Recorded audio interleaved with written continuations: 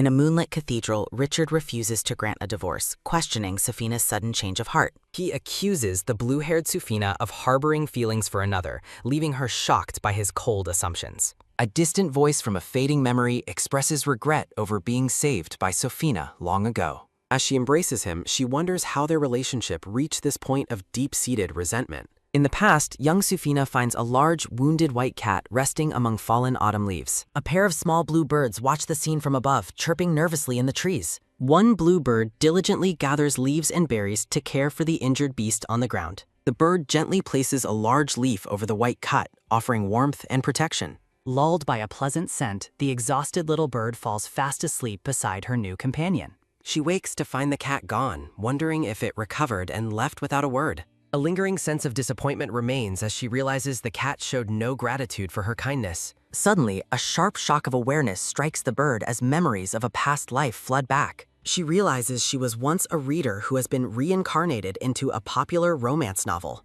Horror dawns as she recognizes herself as Safina, the villainess destined for a tragic end. Memories of a cold wedding ceremony surface, recalling her status as an unwanted nuisance in her family. Married into the Lion Clan, the blue-haired Safina faced constant rejection and hatred from her new peers. Richard Chadwick, the white-haired male lead, stands distant and cold within a grand, ornate portrait. Her desperate attempts to win his affection only caused him suffering as he brought home a hostage. She watched in despair as Richard fell for the dear female lead, leaving her completely isolated. Consumed by jealousy, her heinous acts eventually led to her public execution by the vengeful Lion Clan. Still trapped in a bluebird's body, she trembles at the thought of her impending, predetermined fate. 3 years pass, and she finds herself struggling through a brutal, snowy winter day. The young Safina shivers in the cold, desperately trying to warm her freezing hands. Her cruel older sister has forced her to find wild strawberries in the middle of winter. Born as the only bluebird in the Eagle Clan, she was always treated as an outcast. The stern head of the family only permits her survival so long as she remains useful. Safina realizes her sister's impossible request is merely another excuse to torture and abuse her. The threat of being locked in the attic looms if she fails to find the strawberries. Shifting back into her bird form, she flies into the quiet manor, feeling a sense of unease. Squeak! Her brown-haired sister in red shouts, demanding the chattering bird leave her sight at once. The sister rudely flicks her away, refusing to acknowledge any of the bird's frantic concerns. Tweet, as she pocks stolen jewels, the sister orders the bird to follow her to escape death. The terror of the Lion Clan arrives as the King of Beasts begins his violent invasion. A vision of a younger Safina in a white wedding dress appears amidst the chaos. The atmosphere grows incredibly tense as the sister walks through the halls, followed by the bird. Relations between the clans shattered after the eagles offended the lions, leading to this sudden war. The blue bird panics as the roar of the lions grows louder and closer than before. She realizes her sister is heading in the wrong direction, missing the secret escape passage entirely. Despair washes over Safina as she realizes they are truly doomed and have nowhere to run. She refuses to die before she can even begin her plan to escape her tragic ending. A massive white lion stands in the corridor, its powerful presence blocking their only path out. The sister stands frozen in fear as the lion approaches, leaving the bird wondering if it's too late. Total terror takes over at the thought of being bitten by the massive, snarling beast. In a moment of pure panic, the sister grabs the blue bird to use as a shield. Chirp! The sister heartlessly throws the bird toward the predator to save her own skin. The small bird lands right on the lion's nose, staring directly into its golden eyes. Chirp, chirp, she tweets in terror, convinced that her own crazy situation has reached its peak. Pip-it! The story shifts to a summary of the bluebird lady's complicated history with the white lions. Back in the hall, the dazed bluebird rubs her head, recovering from the sudden toss. A blonde-haired man stands regally beside a white lioness, glowing with an aura of divine authority. Panicked, the tiny bluebird flaps her wings and mentally surrenders to her fate. Safina feels like a fresh, appetizing catch before flopping down in total defeat. Fondly recalling her human self's cheerful personality, she tries to maintain her spirits. Flailing wildly, the bluebird desperately refutes a dark misunderstanding about her intentions. A glowing, mystical pattern captures her full attention, signaling a shift in her awareness. Shivering in a cold void, Safina wonders why her bird body feels so neglected. A massive lioness carries the shivering bird through the manor's grand, crumbling hallways. They arrive at the ornate double doors leading into her father's private office. A sudden, loud bang sounds as the lioness bursts into the room, startling Safina's father. Perched on the lion's back, Safina realizes her greedy father is likely to sell her out. Framed by flowers, the blue bird skeptically considers the sudden, forced marriage proposal. Narrative boxes explain that various beastkin species possess unique, specialized tracking and hunting abilities. A glowing blue feather represents the eagle clan's power to locate any target easily. Sufina admits her deep-seated hatred for her family and her past failed escape attempts. Memories of being caught and scolded during a previous escape attempt weigh heavily on her. Hunger gnaws at the bluebird as she laments being labeled a bad omen bird.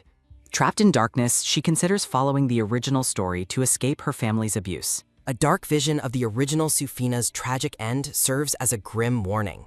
She vows to avoid the male lead and secure a clean, independent divorce eventually. The bound brown-haired father apologizes and tries to offer a suggestion to his captors. Resting on a sofa, the golden lioness finds the man's constant chattering incredibly annoying. Her father grovels and offers annual tributes to the lions in exchange for his life. The cruel man decides to sacrifice Sufina, whom he views as a total nuisance. Sharp claws tear through the fabric as the lioness questions the proposed marriage alliance. He desperately lists the economic benefits of allying with the Eagle Clan's bird alliance. Fierce yellow eyes narrowed as the lioness considers the strategic value of his offer. The lioness demands the specific bride mentioned for her son, dismissing his biological children. Connecting with her son through the prophetic bird seems like the most logical choice. A beautiful blue bird perches on a branch, fulfilling an ancient, significant prophecy. The captive man is grilled about where he first encountered the blue-haired Sufina. A terrifying roar sounds as the lioness demands the truth from the sweating man. Seeing him continue to withhold secrets, she decides to uncover the truth slowly.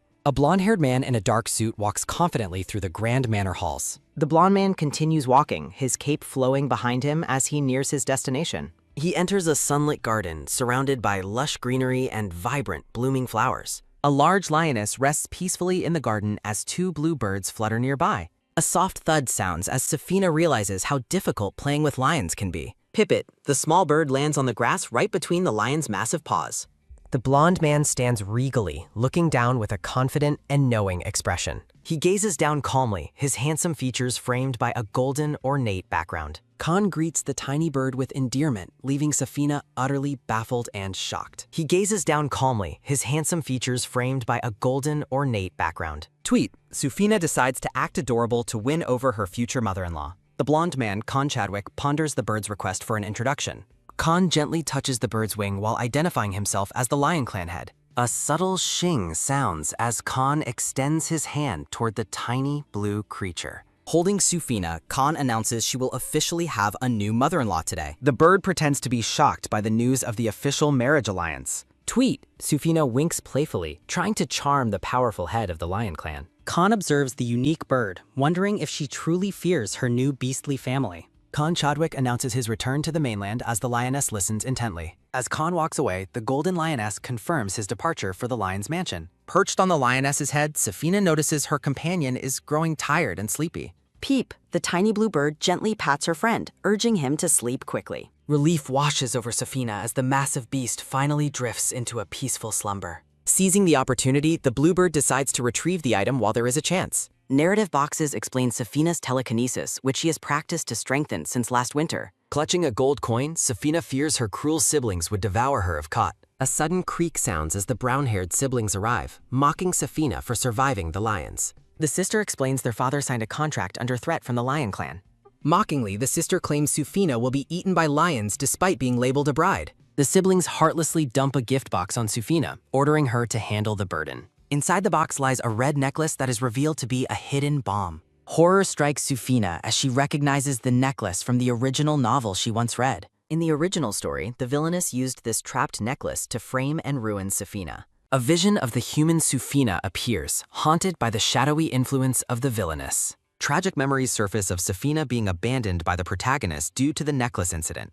A letter accompanies the gift, deceptively framing the bomb as a wedding day favor. Enraged, Sufina reflects on 13 years of family abuse ending with this lethal gift. Tweet, the bird chirps with fury, wishing for the Eagle Clan's downfall after their betrayal. One of her brown-haired brothers shouts aggressively, showing no remorse for their cruel actions. The siblings decide to leave her alone for now to avoid complicating their own plans. Squeezing her hand into a fist, the sister warns Sufina not to do anything unnecessary. The smirking brother finds it shameful to leave without causing a bit more trouble first. A hand reaches out as Sufina chirps in confusion at her brother's sudden approach. Tweet, he hangs the bird by a string, mocking her helplessness as a mere bird. Dangling from the lamp, Sufina sighs at the pathetic behavior of her so-called family. Focused and determined, the blue bird prepares to use her telekinetic powers to escape. A soft sound marks the rope loosening under her mental command, freeing her from the trap.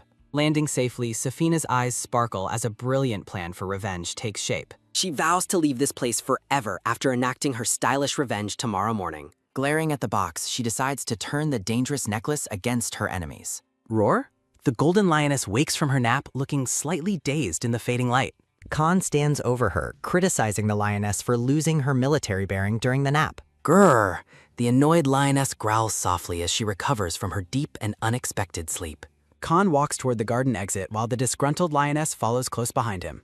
Khan's imagination portrays Sufina as a perfectly adorable bird, framed by flowers and hearts. Standing in the garden, Khan ponders where the blue bird could have possibly gone. Arriving at a dusty door, Khan wonders if this attic is where she is hiding. Boom! Khan burst through the door, startling the blue bird who was hiding inside. Observing the damage, Khan calmly notes that the door was far too weak for him.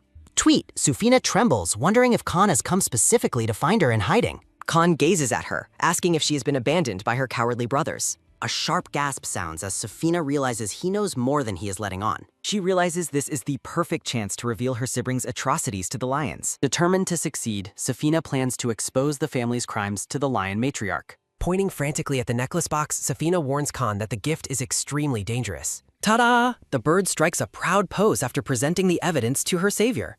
Khan observes her antics, complimenting the bird on her surprising and impressive flexibility. Pie, peek. Sufina performs a back roll as Khan notes she is getting better. Khan expresses his disbelief that the tiny blue bird knows how to perform a side spin. Pit, 1 hour later, Sufina chirps in agreement as Khan summarizes the Eagle Clan's lethal threat. Holding the small bird, Khan asks why she chooses to discuss serious matters in animal form. Khan invites the bluebird to follow him to a suitable dressing room he discovered earlier. Safina perches comfortably on Khan's shoulder as he carries her toward their destination.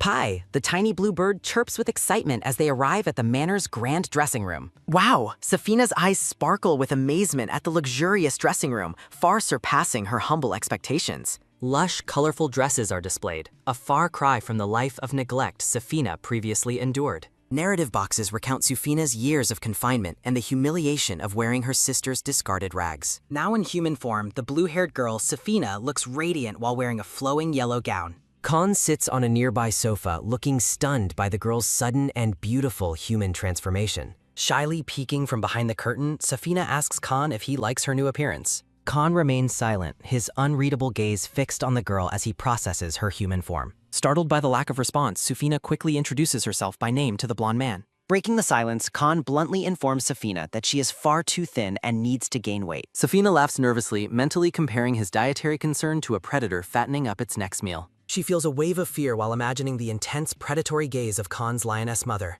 Trying to lighten the mood, Safina joyfully explains her preference for fruits over eating bugs. Khan's single-word response about eating meat leaves the blue-haired girl sweating and utterly bewildered. Khan insists she eat tender veal to improve her health, looking at her with serious intensity. Sufina feels conflicted, finding calves too cute to eat despite the necessity of a human diet. Khan decides to leave, stating the clothes are sorted and his work here is finished. Safina fidgets with her fingers, clearly hesitant about asking for one more important favor. She calls out to the golden lioness through Khan, causing him to stop in his tracks. Khan turns back with a look of surprise, questioning why she is addressing his mother directly. Safina asks for permission to use the dangerous necklace as a tool for revenge against her family. Khan looks puzzled, questioning why she wants to use the explosive item instead of destroying it. Sufina promises she will cause no harm to others while paying back her cruel older siblings. Khan sighs and grants her request, officially addressing her as his future daughter-in-law for the first time. A close-up of Sufina's glowing amber eyes reflects her shock and newfound resolve after his acknowledgement. Overflowing with gratitude, the blue-haired girl beams a brilliant, happy smile while thanking Khan profusely.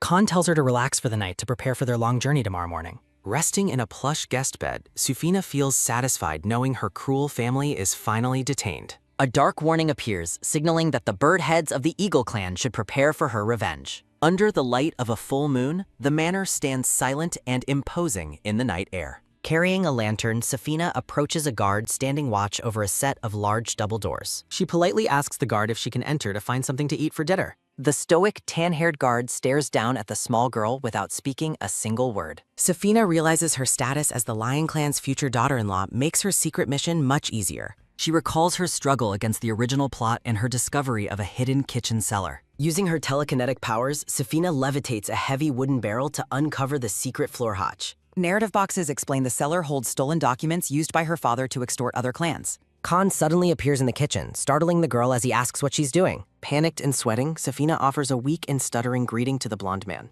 A wide shot captures the encounter in the kitchen as Khan notes the girl's suspicious activities. Khan smirks, telling the shocked girl that he has no intention of interfering with her plans. Khan leans in to inspect the hidden safe, questioning what Safina has managed to find. Safina nervously wonders if it is truly safe to reveal her telekinetic secret to the lion family. She focuses her energy and a swirling blue light begins to emanate from her outstretched hand. With a mechanical click, the floor panel opens to reveal the Eagle Clan's darkest secrets and documents. A mechanical click echoes as the hidden vault opens, revealing the Eagle Clan's darkest secrets.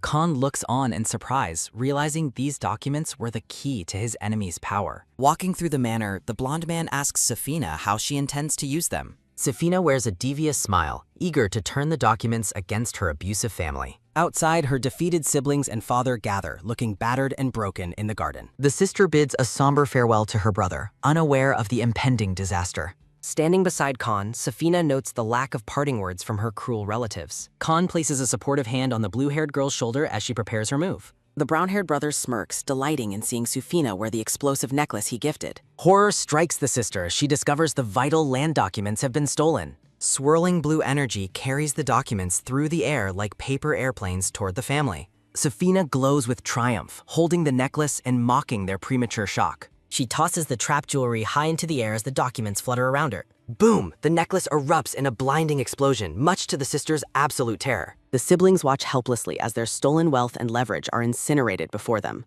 Despair overcomes the father as he realizes his family's legacy has been reduced to ash. He collapses in a heap of misery while Safina watches her revenge come to fruition. Standing tall with Khan, the blue-haired girl looks down upon her ruined and broken oppressors. She suppresses a laugh, finding it amusing that they might blame the lioness for this. Leaning in close, Safina whispers the truth of her personal involvement to her stunned brother.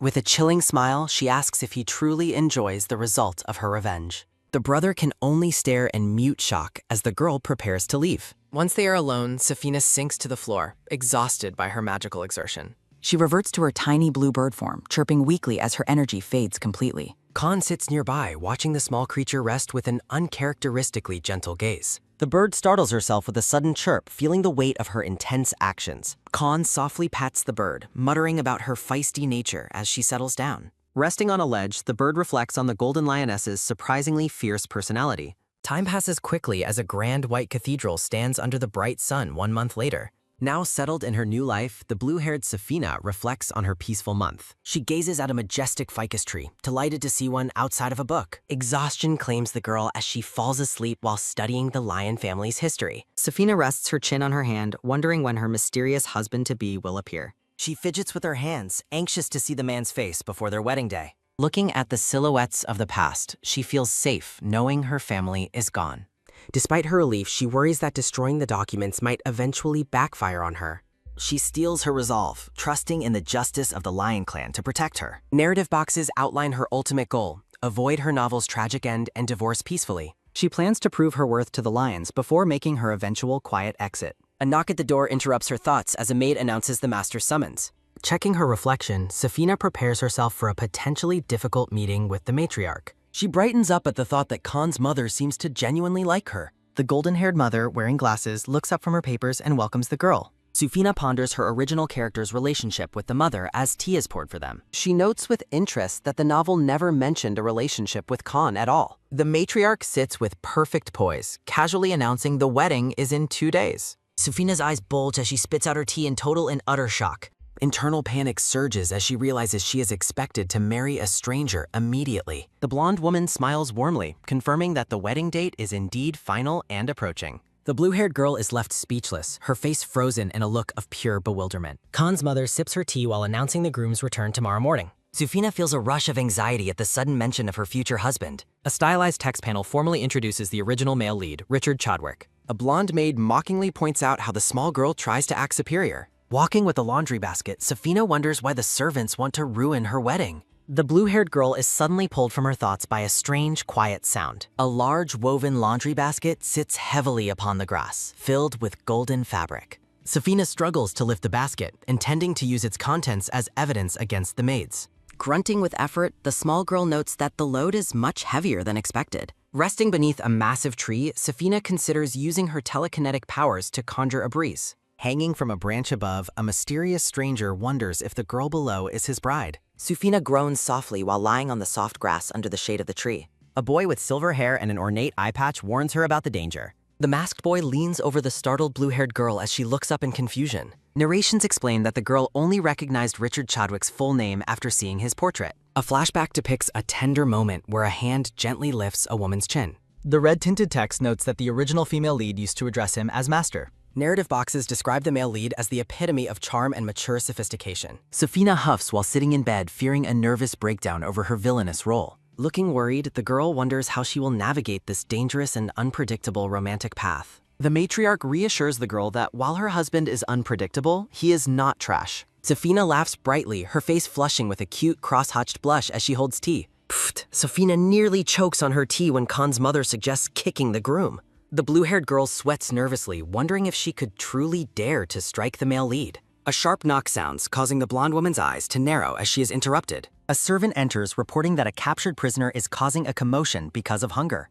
Safina watches as the matriarch sighs, annoyed that her tea time has been rudely disrupted. The male servant bows deeply before departing to follow the matriarch's orders. Khan's mother excuses herself, promising to introduce her son to the girl at a later time. Safina stops in her tracks as she overhears maids gossiping about the young master's return. The girl listens with a bead of sweat on her cheek as the insults continue. The servants cruelly speculate that the young master will hate the blue-haired girl upon his arrival. Standing in the hallway, Safina reflects on how accustomed she is to being disliked by servants. Her hands clench her dress tightly while a small bird chirps as she resolves to stand up. Safina steps out with her arms crossed, directly asking the shocked maids if they mentioned her. The three maids gasp in absolute terror as they realize they have been caught red-handed. Safina maintains a polite smile while firmly requesting that they refrain from making such hateful comments. The maids quickly bow and apologize, though Safina suspects they only fear the matriarch's influence. Thinking to herself, Safina decides to bury them in chores to prevent any further idle gossip. The maids dejectedly accept her command to wash all of the clothes she recently purchased.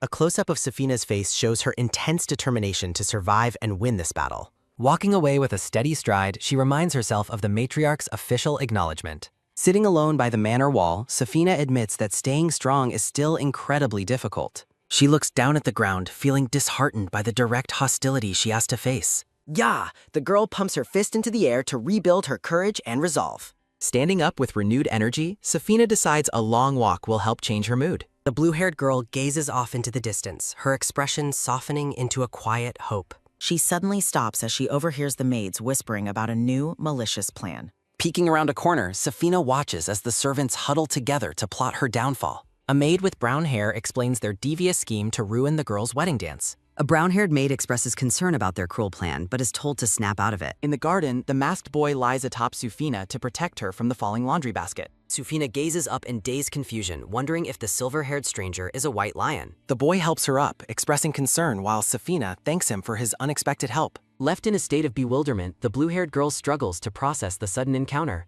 Sitting on the grass, the boy clarifies that he was actually the one in danger. With a confident smile, the masked stranger points to himself as the one who nearly got hurt. Safina's eyes widen in shock as she realizes the unintended consequences of her telekinetic wind. She realizes her attempts to summon a breeze nearly caused the boy to fall from the tree. Panic flashes across Safina's face as she accepts full blame for the boy's dangerous accident. Stuttering an apology, the flustered girl prepares to make a quick exit from the awkward scene. The boy reaches down to touch the grass as Safina hurriedly departs with the laundry basket. He stares intently at her retreating form, leaving Safina feeling watched and increasingly nervous. A sharp pain shoots through her chest, causing the blue-haired girl to clutch her dress in agony. Hidden behind his silver mask, the boy's piercing blue eyes remained fixed on the departing girl. Safina forces a smile while internally fuming about the boy's silence, her frustration burning like fire. The boy points toward his shoulder, casually claiming that he thinks his bone might be broken.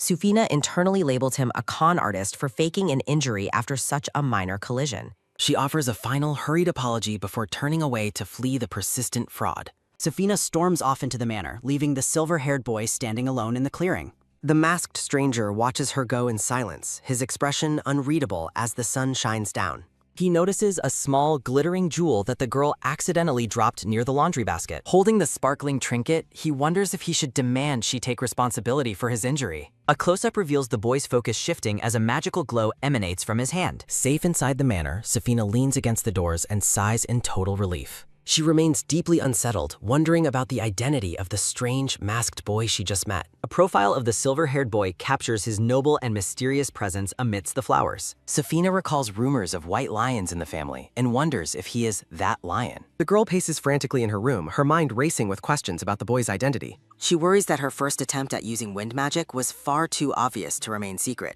Reflecting on her exposed powers, Safina fears that her magical interference might have been discovered. She decides to stop dwelling on the stranger and focus on the maid's suspicious conversation. Narration outlines the maid's malicious plan to humiliate Safina by ruining her first wedding dance. A maid wearing a dark dress smiles wickedly while plotting to sabotage the blue-haired girl. Text boxes explain the Lion Clan's belief that a perfect wedding waltz ensures a smooth marriage. Flowers frame the narration, emphasizing just how vital the first dance is for the couple's reputation. A vision depicts the couple dancing gracefully together in a flurry of blue and white petals. The clan believes any mistake during the waltz marks the person as permanently unfortunate in marriage. Safina collapses in despair, terrified of meeting the tragic execution she faced in the original novel. She resolves to uncover the maid's specific scheme to ensure she can thwart their sabotage.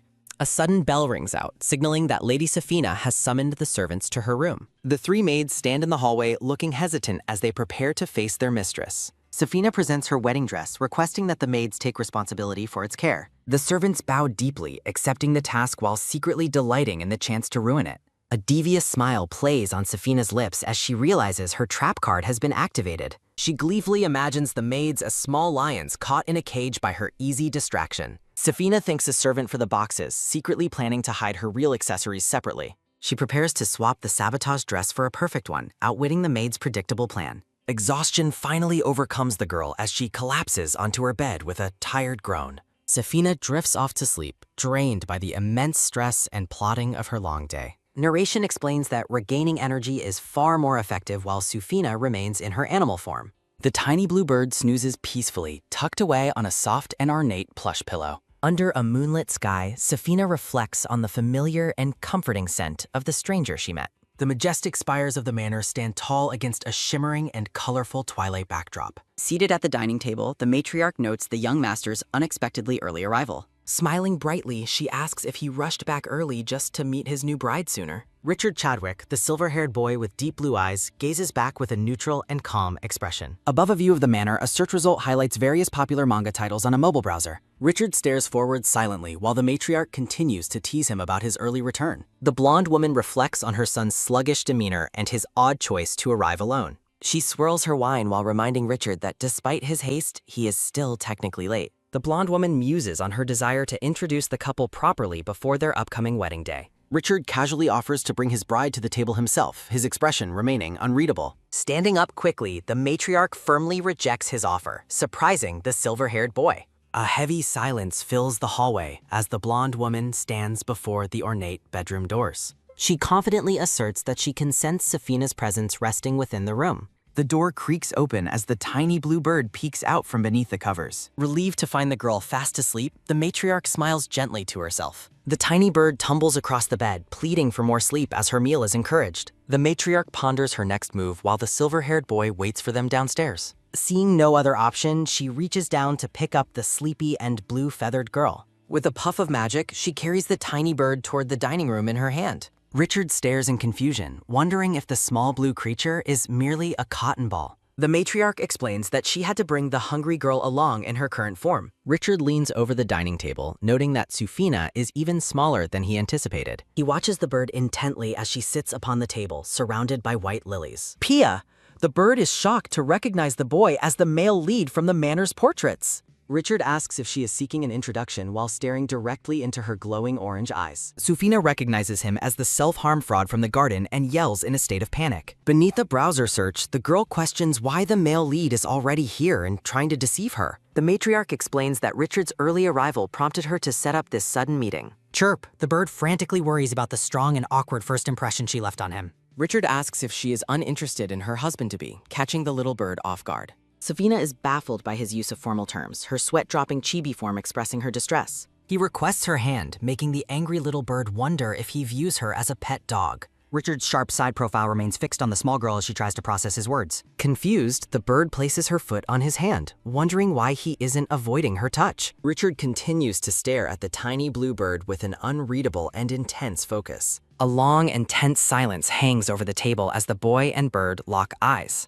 The matriarch observes the interaction, suspecting that the girl does not like her son very much. Tweet, the bird chirps happily as she hops onto the blonde woman's welcoming and gentle hand. The matriarch announces it is time to eat, placing a plate of fruit before the bluebird. Feeling Richard's intense stare while eating, the bird wonders if he likes the sight of bluebirds. Sufina admits that despite his strange and scary behavior, the silver-haired boy is remarkably handsome. Pia, the bird recoils in shock after Richard makes a fraudulent and dramatic claim about his health. Richard rests his chin on his hand, smiling smugly as he enjoys watching the bird's reaction. A dark and menacing aura surrounds the bird as she fears he intends to devour her completely. The matriarch warns him that his intense staring might be causing the girl actual pain. A close-up of Richard reveals a smug, knowing smile as he enjoys her discomfort. Pee-pee! Richard blinks in realization as a new thought crosses his mind. The matriarch calls the tiny blue bird over for a gentle interaction.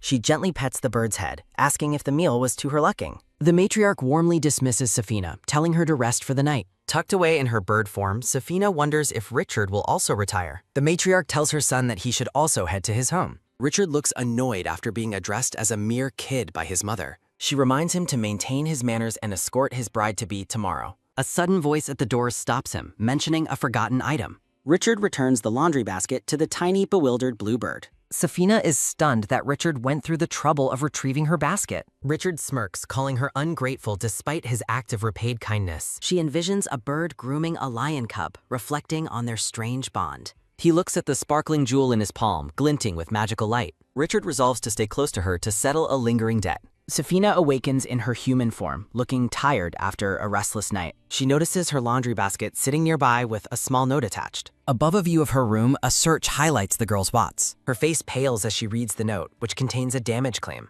Dressed in a stunning white wedding gown, Safina admires her radiant reflection. She twirls happily, feeling that her plans for the wedding are perfect. Chibi Safina is impressed by the care taken even for the ceremonial carpet. Richard and his mother stand together, exuding a noble and refined presence. Sufina is mesmerized by the beautiful and powerful lineage of the Chadwick family. The two women exchange compliments, admiring each other's elegant wedding attire. Richard points to a flower, asking Safina if it is indeed fresh. The silver-haired boy stares forward, his sharp gaze fixed on the upcoming ceremony. He accepts the flower, deciding it will serve as a perfect accessory. Safina watches him closely, feeling a mix of nerves and growing curiosity. The matriarch leads the way as they walk toward the sun-drenched ceremony. Guests applaud as the couple begins their walk down the floral-lined aisle. Safina walks forward with a nervous expression, feeling the weight of the moment. A surge of anxiety hits her, causing her to clutch her dress tightly.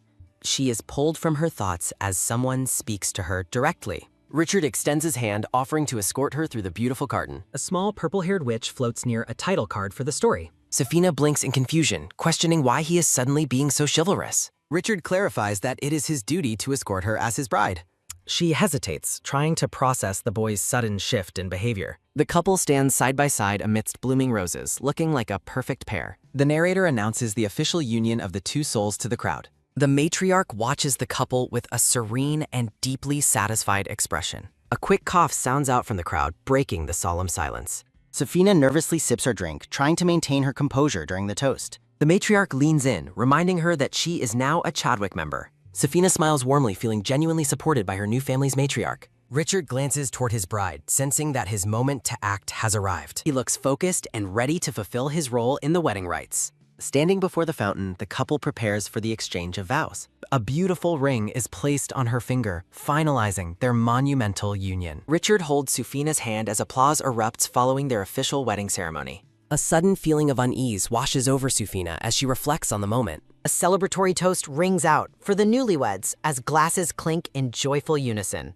Sipping her juice, Safina muses on the simplicity of the reception and noble etiquette. She spots a familiar maid among the staff, wondering if she is assisting with tasks. The maid staggers forward, confirming Safina's suspicions that an intentional accident is being staged. Acting quickly, Safina uses a flicker of magic from her ring to intervene discreetly. The maid gasps in shock as the tray suddenly veers away from its intended target. Juice splashes onto the floor as the maid falls, apologizing profusely for her clumsy mistake. A second maid rushes over to check if Sufina was harmed by the spilled drink. Kneeling before the bride, the black-haired maid carefully inspects the hem of the white dress. Sufina stares down at the servant, noting her uncharacteristically polite and concerned demeanor today. She considers maintaining appearances for the guests despite knowing the maid's true malicious intentions. Sufina graciously forgives the staff, comforting them as they continue to offer their deep apologies. A strange smudge on the maid's hand catches Sufina's eye, sparking a new wave of suspicion. With a cheerful smile, the maid bows and prepares to return to her duties elsewhere.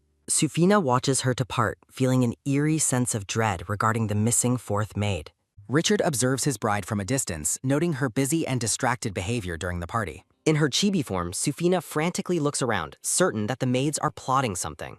Her gaze falls upon a lone maid carrying a basket in the distance, raising more questions. Richard offers his assistance, watching her with a quiet gaze as he stands amidst the roses. Sufina politely declines, determined to handle the brewing situation on her own as her business. She continues to scan the garden, wondering why the subject of help was even mentioned. A black snake slithers silently through the grass, catching the girl's attention with a start. Reports of an escaped reptile from the restricted area reach the table, alarming the wedding party. Panic begins to spread among the guests as they realize a snake is loose nearby. The serpent lunges toward Sufina's feet, sending her into a state of internal panic. Hiss! The black snake bares its fangs, ready to strike at the startled blue-haired girl. Sufina's face pales as she notices venom dripping from the creature's menacing and open mouth. She tries to regain her composure, reminding herself of her magical abilities and escape options.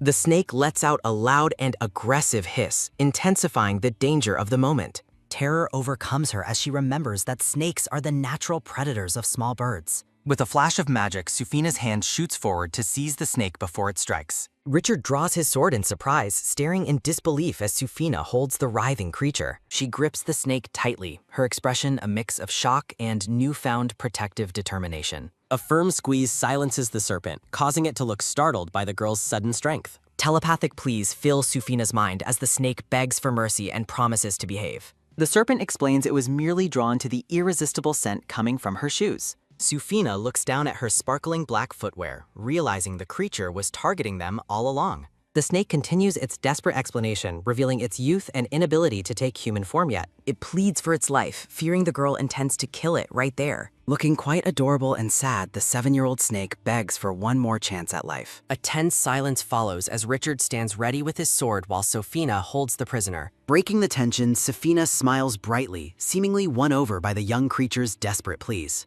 The snake continues to tremble, asking her to tell the silver-haired boy to lower his weapon. Its eyes sparkle with hope as it senses the girl's heart softening toward its plight. Sufina reassures the tiny predator that she will release it without causing any further harm. Touched by her mercy, the snake hisses happily, marveling at the existence of such kind humans. Sensing Richard's lingering aggression, Sufina decides she cannot entrust the unique creature to his care. Clutching the snake, she runs toward the matriarch, calling out "Mother" to seek her protection. The blonde-haired man looks down in surprise, wondering if the captive snake has fainted. He offers a gentle head pat while praising Sufina for her impressive hunting skills. Surprised whispers fill the garden as guests marvel at the small girl's unexpected bravery. Sufina is delighted by the praise, seeing it as a positive sign for her future. In her chibi form, she ponders the snake's sudden appearance and its obsession with her shoes. She decides to stop dwelling on the mystery to focus on the ongoing ceremony. Richard gazes at her with a calm and noble intensity as they stand together. A close-up highlights Sufina's elegant earring as she prepares for the couple's first dance. Richard extends his hand, formally requesting her partnership as the celebratory music begins to play.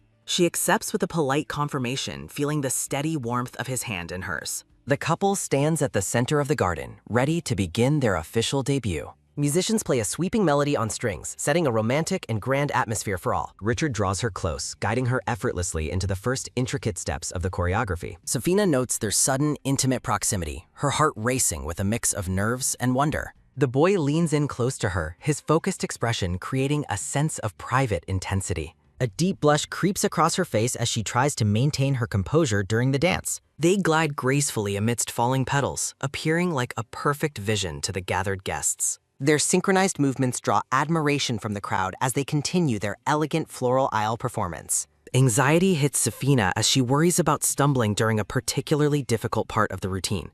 A close-up shows their feet moving in rhythm across the ceremonial floor with practiced precision. Quack! A sudden misstep causes Sufina to land her heel squarely on Richard's expensive footwear. She offers a panicked apology, fearing he will pretend to be gravely injured like before. Stunned by his calm reaction, she blinks in confusion and asks for his pardon. Richard ignores the pain, holding her securely as they continue to dance without missing a beat. His calm and unwavering gaze meets hers, displaying a surprising level of maturity and support. She wonders if his uncharacteristic kindness is a sign of genuine consideration for her feelings. The pair continues their graceful turn, though Sufina remains preoccupied with her groom's strange behavior. Richard breaks his silence, softly inquiring if her ankle was harmed during the recent stumble. She laughs nervously, amazed that he can detect her inner tension with such ghost-like accuracy. With a smooth and practiced motion, he spins her around as the music swells dramatically. A sharp sound signals the music change as Sufina performs a deep, formal greeting bow. Richard catches her firmly, ending their performance in a grand and perfectly coordinated dip pose. Slightly breathless, she offers her sincere thanks to him for his help during the dance. Richard asks if he can hold her hand even tighter, leaving Sufina visibly bewildered. He teases her lightly about her lack of dancing skills while she laughs it off. Standing together in the garden, the couple shares a moment of quiet and focused connection. Quack! A sudden, firm squeeze of her hand underscores his words, surprising her once more. Sufina notes his impressive strength, wondering how powerful he will truly become as an adult. Richard remarks on her lack of concentration while guests watch their interaction with keen interest. He looks down at her with a knowing gaze, his expression unreadable yet undeniably intense. Sufina looks up into his blue eyes, her own face reflecting a mix of curiosity and soft realization. Rhythmic clapping sounds from the audience as she exhales a long, relieved sigh. She is immensely thankful that their first dance concluded without any major disasters or public embarrassments. A close-up of her eyes shows a shimmering spark of reflection on the day's events. She remembers how he returned her laundry basket, realizing his kindness began long before today. Memories of the dance flash through her mind, highlighting his silent and steady support. A hopeful smile crosses her face as she considers if they might actually get along well. The celebratory atmosphere continues as guests applaud the couple's successful performance in the garden. The blonde-haired man is deeply relieved that the first dance ended without any tragedy occurring. His expression turns serious as he contemplates what must be done with the captured snake. The blonde-haired man observes the captive snake, noting its inability to transform yet. He stares at the coiled black serpent, shocked that its fangs grew back so quickly. Reflecting on the near accident, he grows suspicious of the maid's recent reckless behavior. He praises Sufina's bravery for catching the snake herself despite his doubts about her. Sufina offers a warm, radiant smile as she basks in the success of her bravery. The blonde-haired man maintains a serious, contemplative expression while observing the ongoing wedding celebration. A blonde guest bows politely, offering his formal congratulations exclusively to the young groom. Sufina maintains her polite smile while inwardly questioning why the guest ignored her presence. The guest continues his focused greeting, sparking a wave of internal frustration for the bride.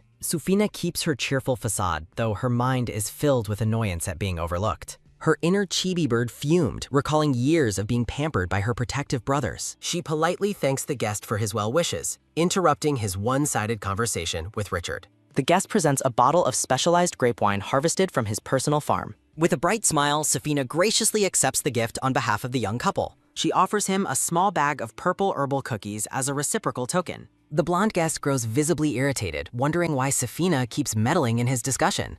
In their chibi forms, Richard realizes the guest is being intentionally disrespectful toward his bride. Richard steps in, suggesting the guest eat the cookies to improve his seemingly failing eyesight.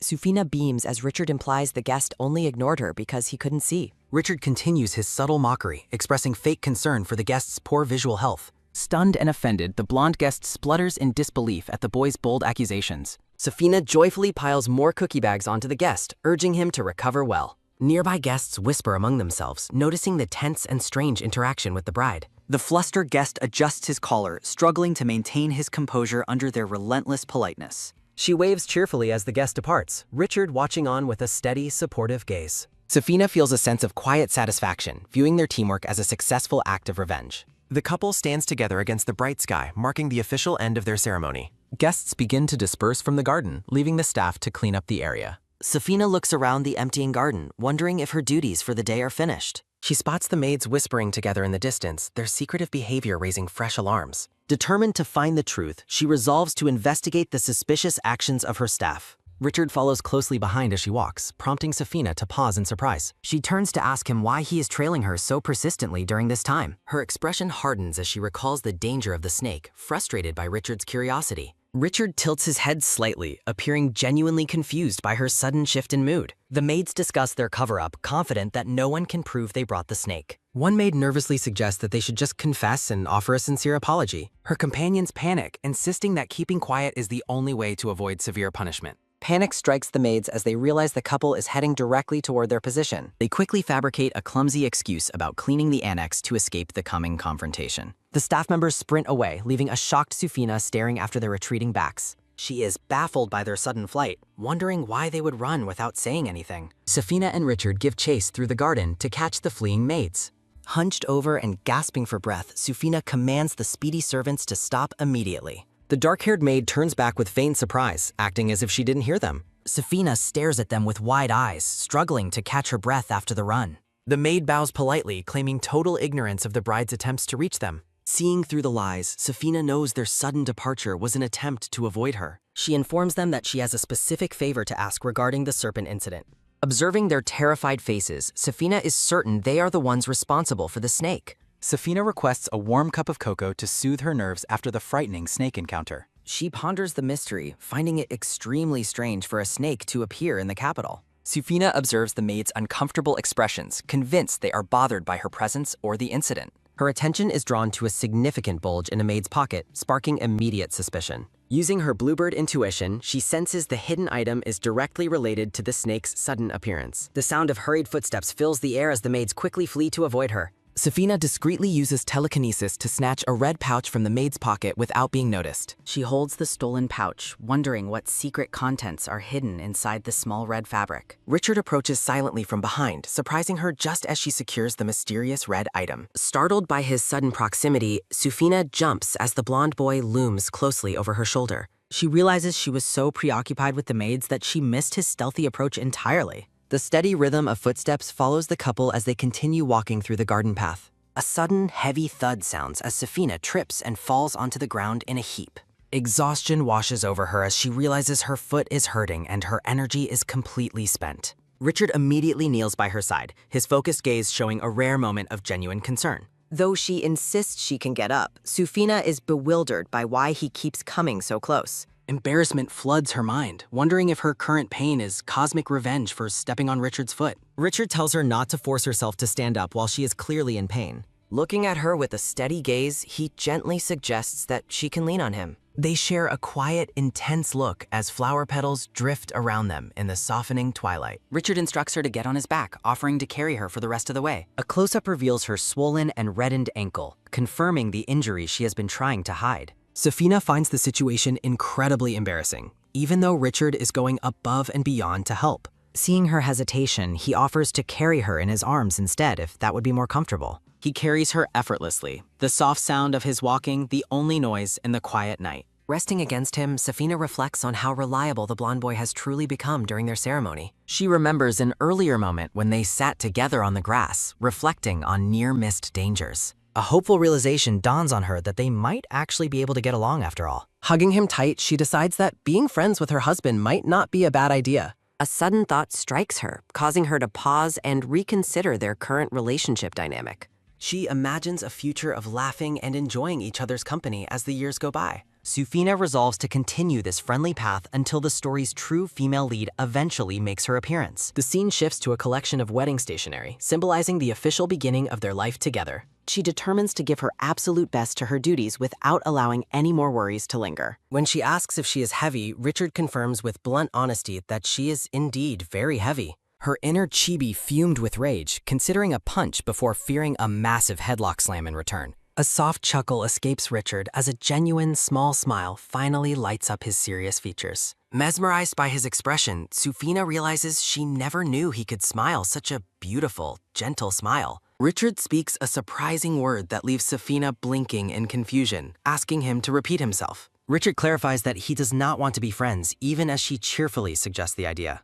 Safina is devastated and sulky, complaining that it took a lot of courage to even suggest being friends. She feels a wave of embarrassment at being rejected so quickly and decisively by her aloof groom. As he continues to carry her, she looks at him and demands to know why he refuses friendship. She thinks to herself that, despite his helpfulness, the novel's male lead is still incredibly cold and distant. A close-up of her vibrant eyes shows her lingering shock and curiosity about Richard's true feelings. Richard carries her through a set of grand, ornate doors, signaling their arrival at a private destination. Sufina looks back with a confused expression, wondering why they have entered this specific part of the manor. He announces that this will be her room from now on, as married couples must share quarters. The door opens to a bright room filled with whimsical animal toys, including a massive stuffed giraffe. On a nearby dresser, 2 colorful, round plushies sit side by side, greeting her in her new home.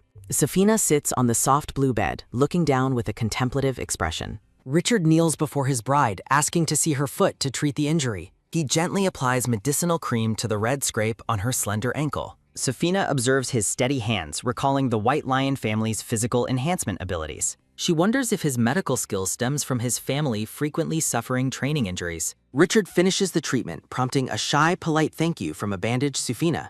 A close-up shows her neatly wrapped left foot resting beside her discarded black shoe. She reflects on how their relationship in the original novel was cold and indifferent. Sufina realizes that the real Richard is kind despite his tendency to tease her. She finds his friendly attitude mysterious, wondering why he is so nice to her. Comparing him to romance novel leads, she admits she still doesn't truly understand him. With a bright smile, she resolves to thank him properly for his help today. Richard looks up suddenly, still holding the first aid kit, as someone enters the room. He turns his head slightly, his sharp gaze focusing on the arrival at the door. A maid bows politely, announcing she has brought the cocoa Lady Sufina requested. Richard steps forward to accept the tray from the servant with a neutral expression. Sufina holds the steaming cup with both hands, offering a quiet word of thanks. She notices a small white slip of paper hidden discreetly underneath the patterned mug. Picking up the note, she reads a short, sincere apology written in simple script. Sufina suspects the note is from the maid who acted so strangely in the garden. She takes a sip of cocoa, determined to uncover the truth behind the staff's actions.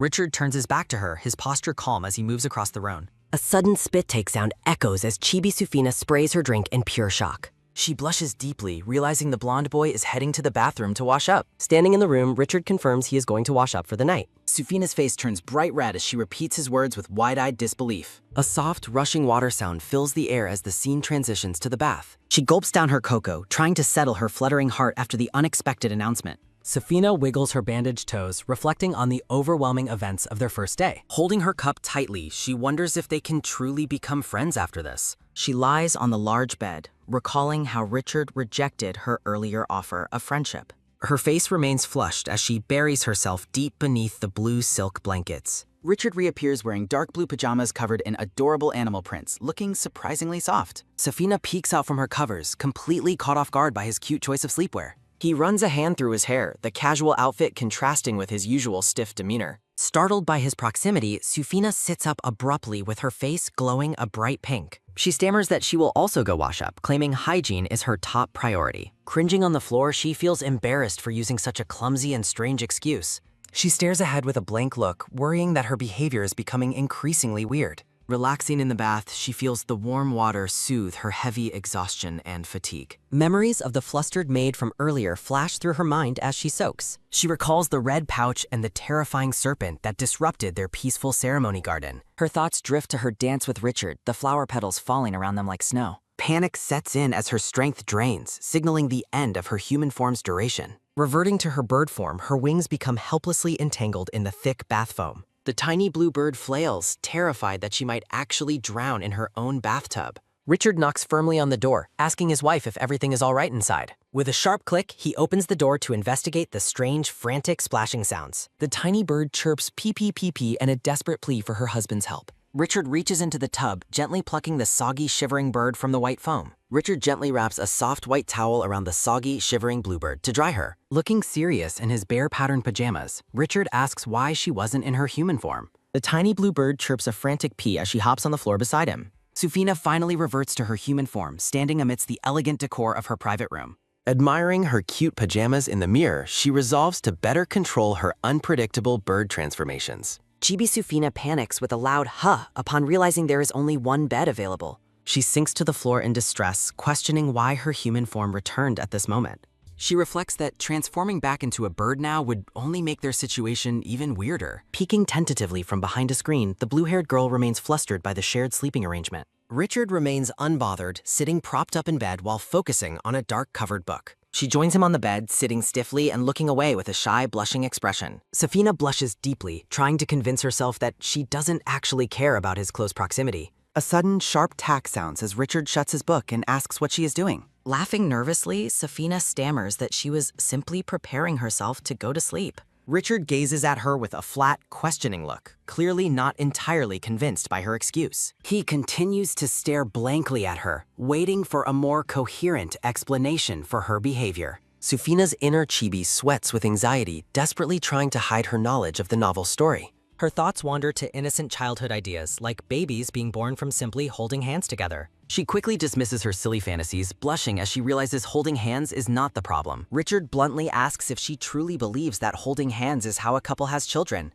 Sufina gapes in absolute shock, her face turning a bright, embarrassed red at his blunt directness. A soft smile touches Richard's lips as he looks at his flustered bride against floral accents. He pats the mattress with a soft pat-pat, suggesting they sleep comfortably without holding hands. A lacy decorative frame highlights the promise of sleeping peacefully on a comfortable bed. Richard invites her to come over, promising they will sleep together without any awkward physical contact. Richard watches her, musing silently about the naive myths children are told about storks and babies. He reflects on their relationship while pondering a mysterious contract he can no longer quite remember. Holding a giant stuffed giraffe, Richard looks down thoughtfully and wonders if this arrangement is okay. With a sudden thud, he places the massive giraffe between them to act as a soft barrier. Safina stares at the toy, surprised that he actually created a physical border for her comfort. A quick click sounds as Richard reaches for the cord and switches off the bedroom light. Lying beneath the blue blankets, Safina breathes a sigh of relief, finally feeling able to relax. She peers into the dark room, her orange eyes reflecting the quiet moonlight of the night. A soft, rhythmic breathing accompanies the sight of Richard, who has already drifted into a sleep.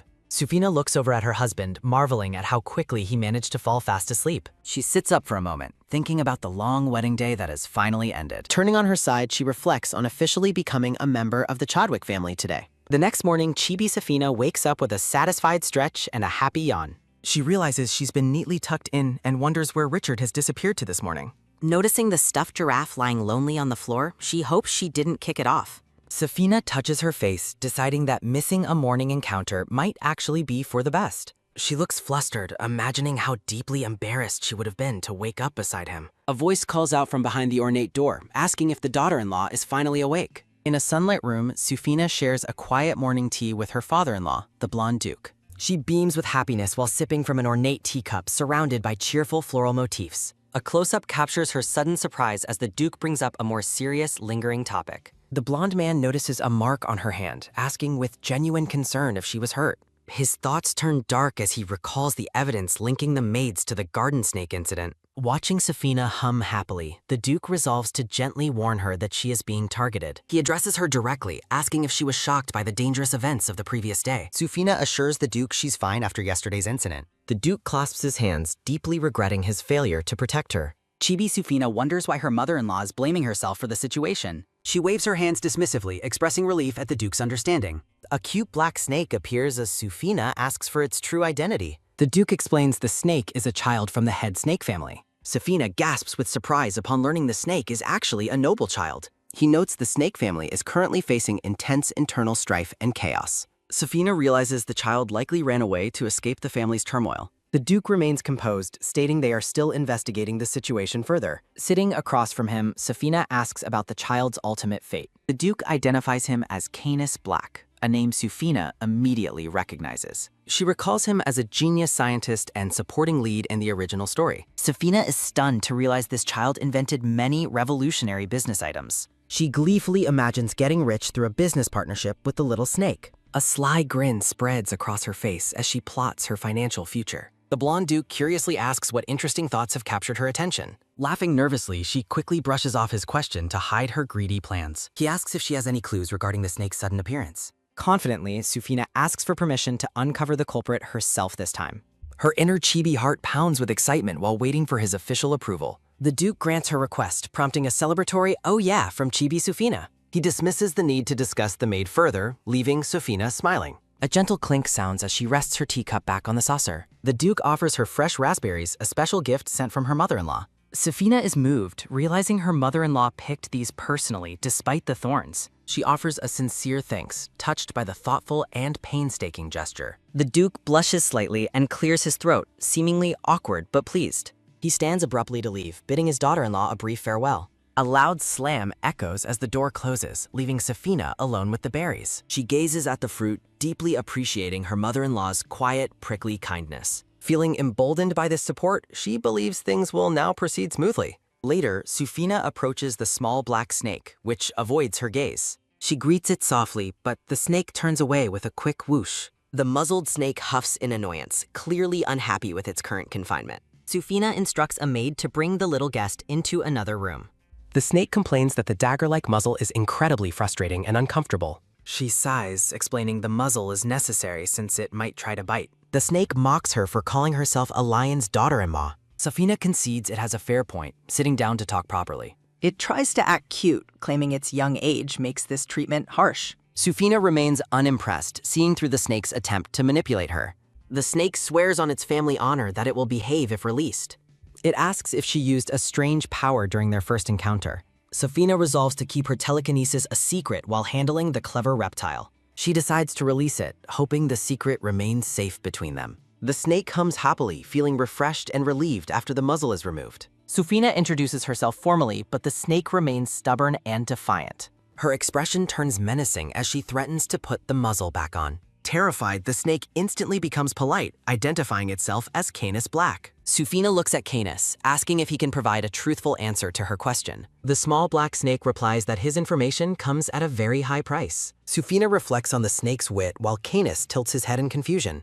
A quick whoosh sounds as the snake turns away, ignoring her offer of help. A sudden rhythmic tap-tap of footsteps accompanies Safina's promise to provide a helpful hint. Safina searches her pockets, deciding she might not need the stubborn snake's assistance after all. She crouches down, showing Canis a small brown pouch and asking if he recognizes it. Canis sniffs the air appreciatively, finding the scent of the pouch's contents absolutely divine. A close-up reveals Safina holding the special cypress bark powder that has captivated the reptile. She wonders if this powder acts like catnip as the snake's eyes sparkle with excitement. Canoe slithers forward eagerly, calling her sister and begging to have the fragrant powder. Safina teases him with a smile, showing a playful forbidden sign regarding his request.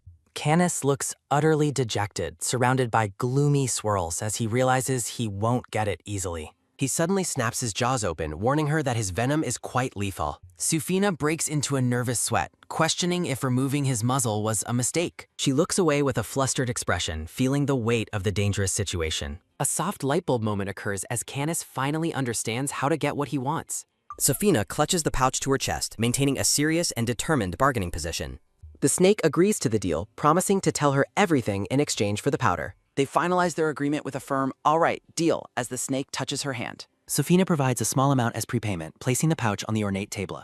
Canis glares at the small portion, feeling slighted by her cautious and stingy approach. She explains that the rest depends on his answer regarding who helped him infiltrate the wafer. A content rub-rub sounds as the snake enjoys the fragrant powder on the golden plate. Safina's eyes widen in shock as the snake begins to recount his side of the story. Canis grumbles about being neglected and underfed while being held captive in the mansion. He explains that the culprits were masks, preventing him from getting a good look at them. Safina ponders the situation, realizing the perpetrators were far more cunning than she initially anticipated. Canis looks up steadily, stating there is still a reliable way to identify the enemies. She realizes he can use his keen senses of hearing and smell to catch the culprits. Safina nods, confident that the snake's memory of the scent and voice will expose the maids. A quick tap-tap sounds as she asks if he can identify the suspects if brought forward. Canis beams with happiness, reminding her of her promise to give him the full reward. A soft shh sounds as Safina pours the remainder of the powder onto the plate. Canis suddenly hisses in anger, accusing her of trying to trick him with inaccurate words. He rolls around frantically on the table, protesting her unfair accusations against his character.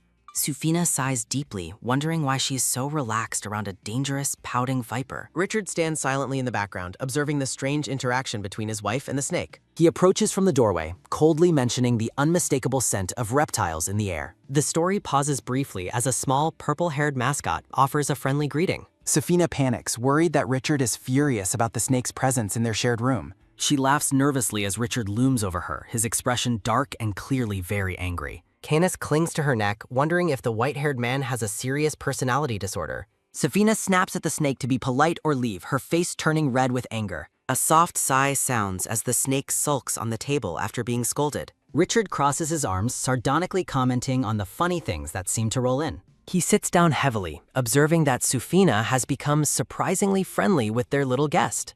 Safina forces a smile, trying to convince herself that her husband has finally calmed down. Richard touches his face in surprise, noticing a mark that wasn't there before. Safina looks guilty and embarrassed, wondering if she accidentally struck his cheek during the night. Safina wakes up in shock, wondering if she accidentally hit someone. She feels doomed upon realizing she truly did strike the white-haired man. Richard smiles enigmatically, asking how his wife plans to take responsibility. Confused, Safina fidgets with her hands while questioning his strange request. Richard asks if she is all right as Chibi Safina panics internally. He admits he is not fine and was genuinely surprised by her actions. Safina apologizes, reflecting on the difficulties of befriending the story's male lead. Richard changes the subject, asking if she learned anything from the snake. Surprised, she wonders how he knew about her private interrogation of the reptile. Safina ponders Richard's intentions, hoping he might actually be willing to help. She considers asking for his support while she interrogates the suspicious maids. Sitting across from him, she decides to ask for his assistance once more. Safina invites Richard to join her in hunting for the garden snake culprit. Richard stares back at her with a calm and unreadable expression. Canis mocks the romantic atmosphere while Safina tells the snake to be quiet. The snake notes they share a scent, causing Safina to blush in denial. Canis reflects on a lunar fragrance coming from both Safina and the man. The snake observes the scent intensified after the white-haired man entered the room. Safina dismisses the reptile's observations as utter nonsense while looking away. A sharp sound effect accompanies her grabbing the snake and the brown pouch. She lectures the snake on their predator-prey dynamic while preparing to leave. Richard suddenly catches the escaping snake by the tail with a swift motion. He holds the reptile aloft, explaining he is accustomed to handling baby snakes. Canis protests being treated like an infant while Safina scolds the snake kid. The little black snake looks utterly miserable while being held by the man. Richard begins to walk away as Safina watches him with a curious gaze. From a high angle, Richard mentions a laundry basket he left for her. Safina observes him closely, certain that he knows more than he is revealing. Richard remains silent, his profile illuminated as he leads the way through the hall. The pair walks together down the grand hallway in a moment of quiet. Safina touches her cheek, wondering if the sudden eye contact left a mark. The snake tells her to turn her head, leaving her stunned by its insight. They stop and face each other, a soft light surrounding their meeting. A close-up highlights Richard's piercing blue eyes and his calm, steady gaze. Safina is surprised to realize his eyes were closed just a moment ago.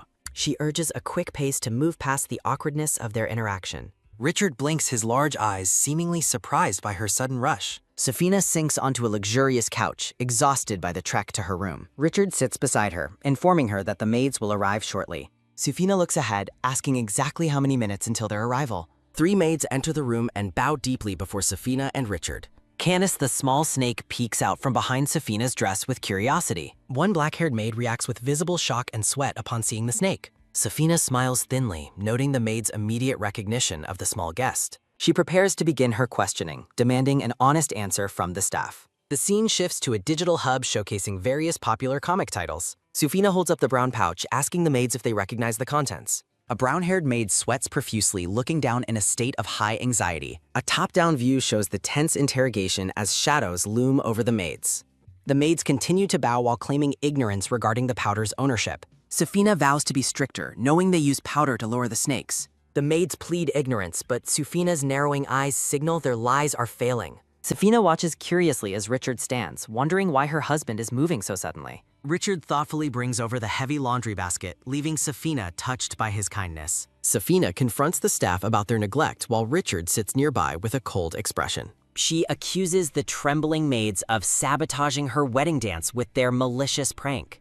The black-haired maid frantically claims a misunderstanding as the blonde-haired woman denies everything. Richard crosses his arms as Safina asks if they only listen to those in power. The staff persists in their denials, claiming they would never commit such a cruel act. Canis explains that he recognizes their voices, leaving the 3 maids in a state of shock. The snake reveals a specific name mentioned during his abduction, making the maids flinch. Chibi Safina recalls a mysterious note found earlier that seems to link to the culprit. Safina demands to know if Jane is present, causing the brown-haired maid to pale. The brown-haired maid collapses in tears, covering her face while sobbing out a desperate apology. The black-haired maid desperately tries to discredit the snake, claiming he used a trick. The blonde maid begs them to ignore the reptile's words while Jane remains slumped. Sufina slams her hand down, refusing to tolerate their attempts to deceive her any longer. She clenches her fists, determined to prove that she is not to be trifled with. Sufina smiles thinly, informing the kneeling staff that she has received permission from the matriarch. Richard remains unmoved as the maid begs for mercy, finding her excuses utterly boring. Sufina examines a magical fountain pen as her husband watches her with a calm gaze. A magical screen manifests from the pen, revealing the maid's secret plot in vivid detail. The projection shows the black-haired maid planning to disrupt the wedding with the baby snake. Sufina is startled by the clarity of the evidence provided by the enchanted device. Richard prepares to leave, trusting his wife to handle the final judgment of the traitors. Sufina looks up in surprise at his sudden departure while still holding the evidence. Richard offers a soft smile, confident that she can manage the situation without his assistance. He pauses at the doorway, giving the snake a final command to watch the prisoners. A sharp hiss sounds as Canis opens his jaws wide, eager to bite any movement. Sufina gazes at the fountain pen, relieved that the evidence has finally cleared her path. The blonde-haired maid stammers in fear while the others realize their scheme is truly over. They beg for forgiveness, trying to dismiss their dangerous actions as a mere light prank. Framed by celestial wings, Sufina delivers a cold and final verdict, firing the entire staff. A heavy thud sounds as the maids sit in stunned silence at their sudden dismissal. A desperate hand clutches her dress, claiming she lacks the authority to fire the servants.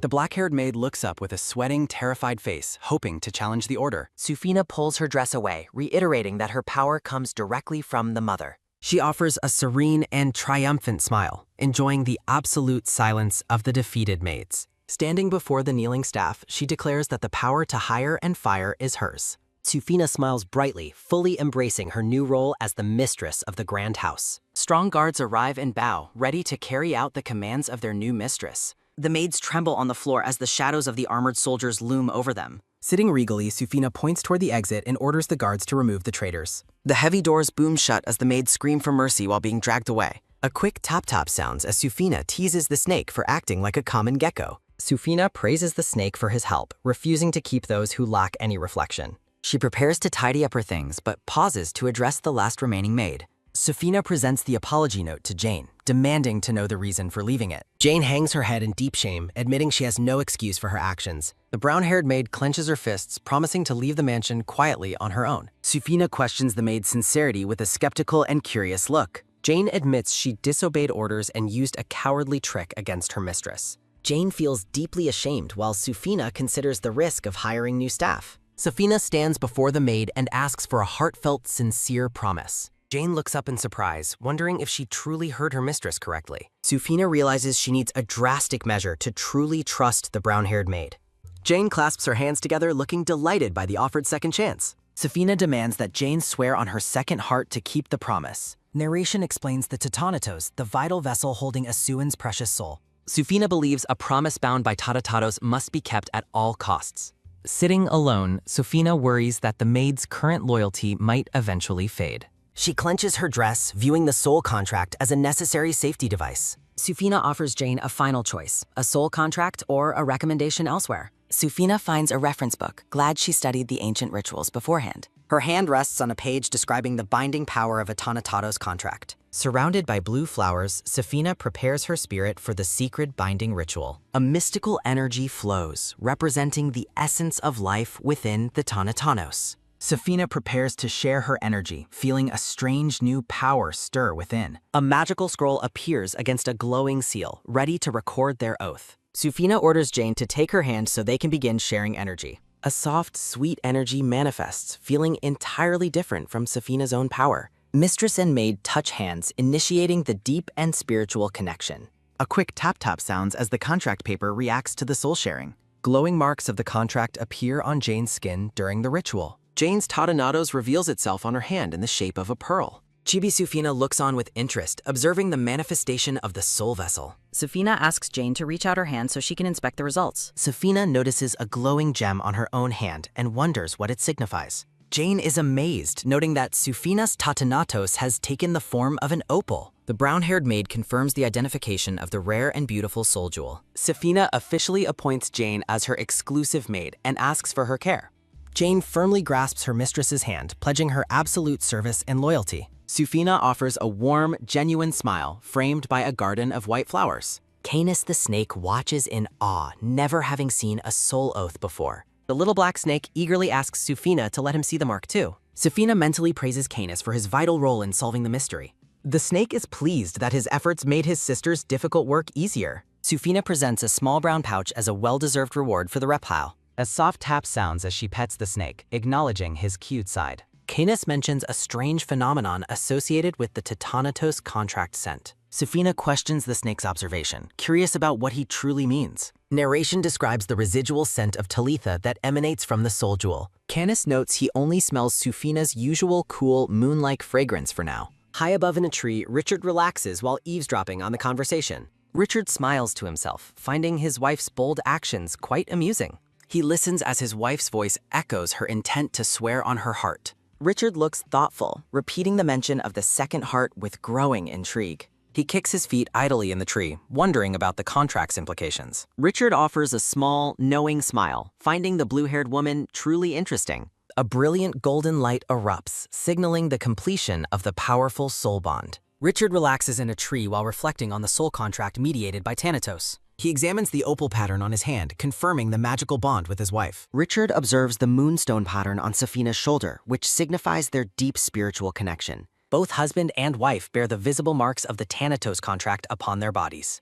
Richard struggles to recall the exact circumstances of when they signed the mysterious soul contract. Silhouetted against a moon, he wonders when and where they truly met for the first time. Richard wonders if he can make Sufina feel the same energy they shared in the woods. Focusing his strength, Richard successfully generates a surge of energy through his clenched fist. He watches a glowing pearl manifest, hoping his energy will remain with his wife. Richard remains hidden, doubting that Sufina will notice the subtle energy he has sent her. He notes that the contract allows one soul to transfer its vital energy to another. Richard observes that their black pattern is a special case compared to the usual red color. He realizes that sharing energy effectively brands them both and shackles their lives together. Reclining idly on a branch, Richard still feels uncertain about the implications of their bond. Richard contemplates how he can stick close to Sufina to learn more about her. Panels illustrate Sufina's cleverness in handling predators and calculating her own future benefits. Richard views her as a free spirit who might fly away from his territory at any time. He recalls her bright offer of friendship, though he remains stoic in the memory. Richard mutters to himself that there is no actual need for them to become friends.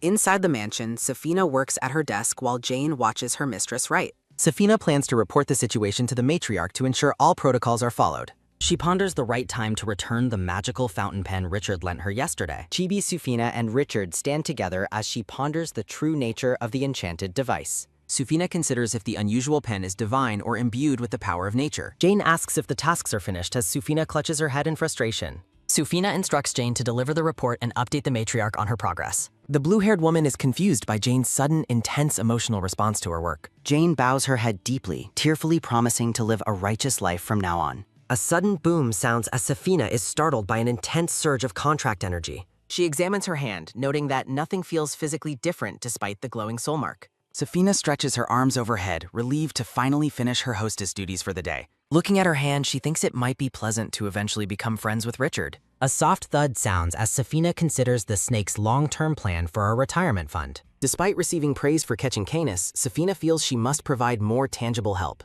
With a determined clap, Sufina stands up and announces that she is going out. She realizes she lacks information about the lion's territory and needs to perform market research. Sufina recalls a well-informed information dealer who could provide a helpful foothold for the future. She plans to get permission to leave by subtly asking if any household chores need doing. Jane presents the report to the blonde-haired matriarch who sits in her grand office. The matriarch reviews the document, noting that the young lady has clearly learned a great deal. The matriarch explains that she has entrusted Sufina with handling the staff punishments this time. After warning that there are no second chances, the matriarch dismisses Jane from the room. She prepares to examine the content of the report to see if it makes sense. The matriarch smiles with pride, calling her daughter-in-law a genius before ringing for service. A close-up reveals her calm and satisfied expression after reading Sufina's thorough report. A low rumble sounds as the matriarch pushes her chair away from the desk. She places the report in a drawer, confident that she can entrust this task to her. Two quick knocks sound as the matriarch waits for her guest on the ornate sofa.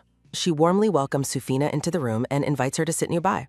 Sufina enters with a radiant smile, mentioning she was just about to visit her mother-in-law. A nervous Safina attempts to ask her mother-in-law for a specific request. The blonde-haired matriarch encourages the young woman to speak her mind freely. Blooming flowers frame Sufina's face as she prepares to share her genuine desires. Clutching her hands, Safina expresses a deep curiosity about the world outside the mansion. As the matriarch drinks tea, Sufina internally scolds herself for being far too blunt. The matriarch grants permission for outings, provided she is accompanied by a proper escort. A radiant smile lights up Sufina's face as she gratefully thanks her mother-in-law. Noticing her lingering hesitation, the blonde-haired woman asks if there is anything else. Sufina questions the early tea time, curious about the reason for this sudden meeting. With a satisfied smile, the matriarch expresses how useful she found Sufina's recent report. Reflecting on Sufina's handling of traitors, the matriarch considers her judgment to be impeccable. The matriarch fondly recalls a memory of Richard's youthful strength while drinking her tea. Sufina blushes deeply, humbled by the warm and unexpected praise from the matriarch. Although the matriarch intended to teach her, she admits Sufina is already quite skilled. Sufina awkwardly laughs off her expertise, claiming she simply studied during her spare time. The matriarch marvels at her talent, officially declaring the blue-haired woman to be a genius. Leaning forward, the blonde-haired woman asks Safina for a special favor regarding the report. Two quick knocks sound as Richard arrives just as Safina agrees to the favor. The door swings open as the white-haired Richard enters at his mother's call. The matriarch informs both Sufina and Richard that there is work for them to do. Richard immediately accepts the assignment, leaving the blue-haired woman startled by his swiftness. Safina is bewildered, wondering how he could agree before even hearing the details. Taking her hand, the matriarch reassures Safina that this experience will benefit her too. The matriarch explains they will oversee a territory procession to ensure the crop's health. Narrations describe the lavish banquets held to prepare for the Grand Autumn Rome. Due to a shortage of staff, the matriarch explains they need help with the preparations. Safina realizes this is a perfect opportunity to prove her worth through household management. Surrounded by flowers, the matriarch encourages Safina to showcase her impressive administrative skills. With a determined fist, Safina enthusiastically vows to handle the banquet preparations perfectly. The matriarch praises her energy while Richard sits quietly beside his wife. Looking at Safina, the matriarch sees a little blue bird with immense, untapped potential. She believes succeeding in this task will finally earn Safina the respect she deserves. The blonde-haired woman adds that Richard will act as her knowledgeable assistant and guide. Richard calmly accepts the role as the matriarch smiles at her daughter-in-law's reaction. The matriarch hopes this shared responsibility will help the young couple grow closer together. Sitting side by side, the matriarch concludes that there is no simple friendship between them. Entering the massive, ornate library, Safina is completely awestruck by the sheer scale. As Safina gasps in wonder, Richard quickly hushes her with a finger to his lips. The white-haired boy explains they must find specific books required for the banquet planning. Nodding with excitement, Safina prepares to dive into the research for their upcoming task. They plan to use previous records to determine the best course for the festivities. Sitting at a long table, the couple begins the arduous task of reviewing documents. While Richard works with focus, Safina begins to sweat under the pressure of calculations. Scribbling on her paper, Safina becomes frustrated as the task proves harder than expected. Richard looks over and alerts her that something is wrong with her current work.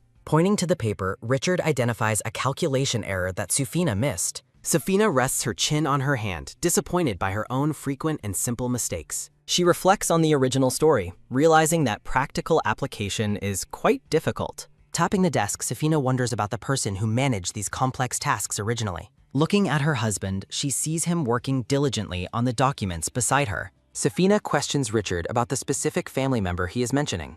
The blue-haired woman wonders if Richard is referring to his sister or his brother. Safina demands a clear answer, growing slightly impatient with her husband's vague response. Richard offers a silent, contemplative side glance toward his curious wife. Richard clarifies that he is talking about his older sister. Safina recalls Lorilla Chadwick, the notorious lion who was cold to the original protagonist. Flashbacks revealed Lorilla as a stern blonde leader who showed no mercy or emotion. Safina panics, worrying that her administrative work might offend the powerful siblings who previously handled it. In chibi form, Safina frets over her situation while Richard watches her with amusement. Richard reassures her, explaining that his sister would appreciate having a lighter workload. Startled, Safina wonders if her husband has the uncanny ability to read her mind. Noticing their lack of focus, Richard suggests they end their study session for the day. Richard looks at Safina as they finish their preparations for the upcoming tasks. The moon shines brightly over the mansion's garden and its ornate, glowing fountain. Strolling through the grounds, Richard remarks that the night garden surpasses the main mansion's beauty. A sudden pyong sounds as fireworks burst, startling a wide-eyed Safina. Richard encourages his wife to open her eyes and witness the shimmering display above.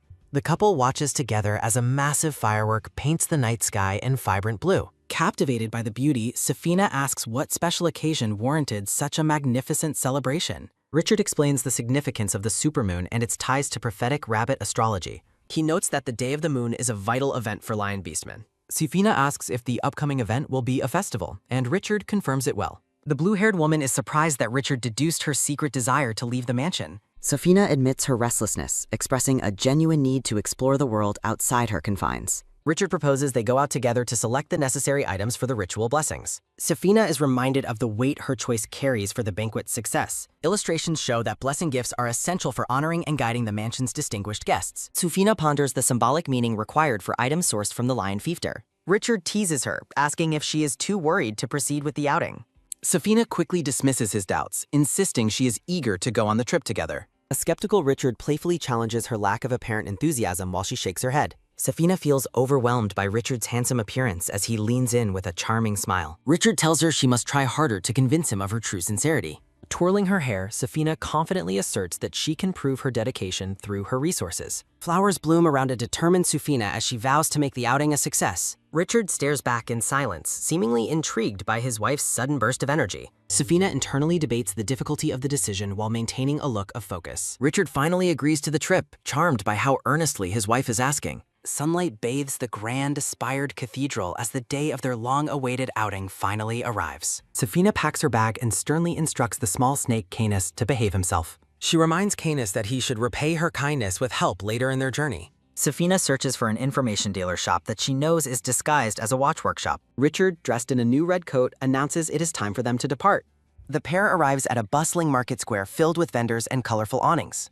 Potential banquet offerings include fine self-defense weapons and bunches of fragrant yellow herbs. Safina examines the local produce, determined to find something unique and fresh for the blessings. Richard notes that the final budget depends entirely on her selection of the blessing items. A soft M sounds as Safina's boots step onto a path scattered with vibrant pink petals. A charming, vine-covered building appears, prompting Safina to wonder if it is a flower shop. Safina and Richard approach the beautiful shop, her face lighting up at the lovely floral displays. Safina curiously asks if flowers have ever been given as gifts in this territory. Richard explains lions dislike flowers, but Safina excitedly views them as a unique opportunity. A bell sounds as the couple enters the flower shop, wondering if anyone is there. Safina notes the open door and decides to look around the shop's beautiful floral displays. Captivated by the exotic blooms, Safina notes several unknown and vibrant flowers throughout the room. Noticing a familiar purple flower, Safina struggles to remember its name while pointing it out. Richard winces as Safina drags him toward the corner, her enthusiasm overriding his slight discomfort. Pointing to a wooden cart, Safina asks Richard if he recognizes the shimmering purple flowers. Richard identifies the flowers while covering his nose to block their incredibly foul, off-putting smell. The cart is filled with loniac flowers, known for their beauty despite their pungent odor. Richard wonders how Safina knows their value as she questions why such precious flowers are discarded.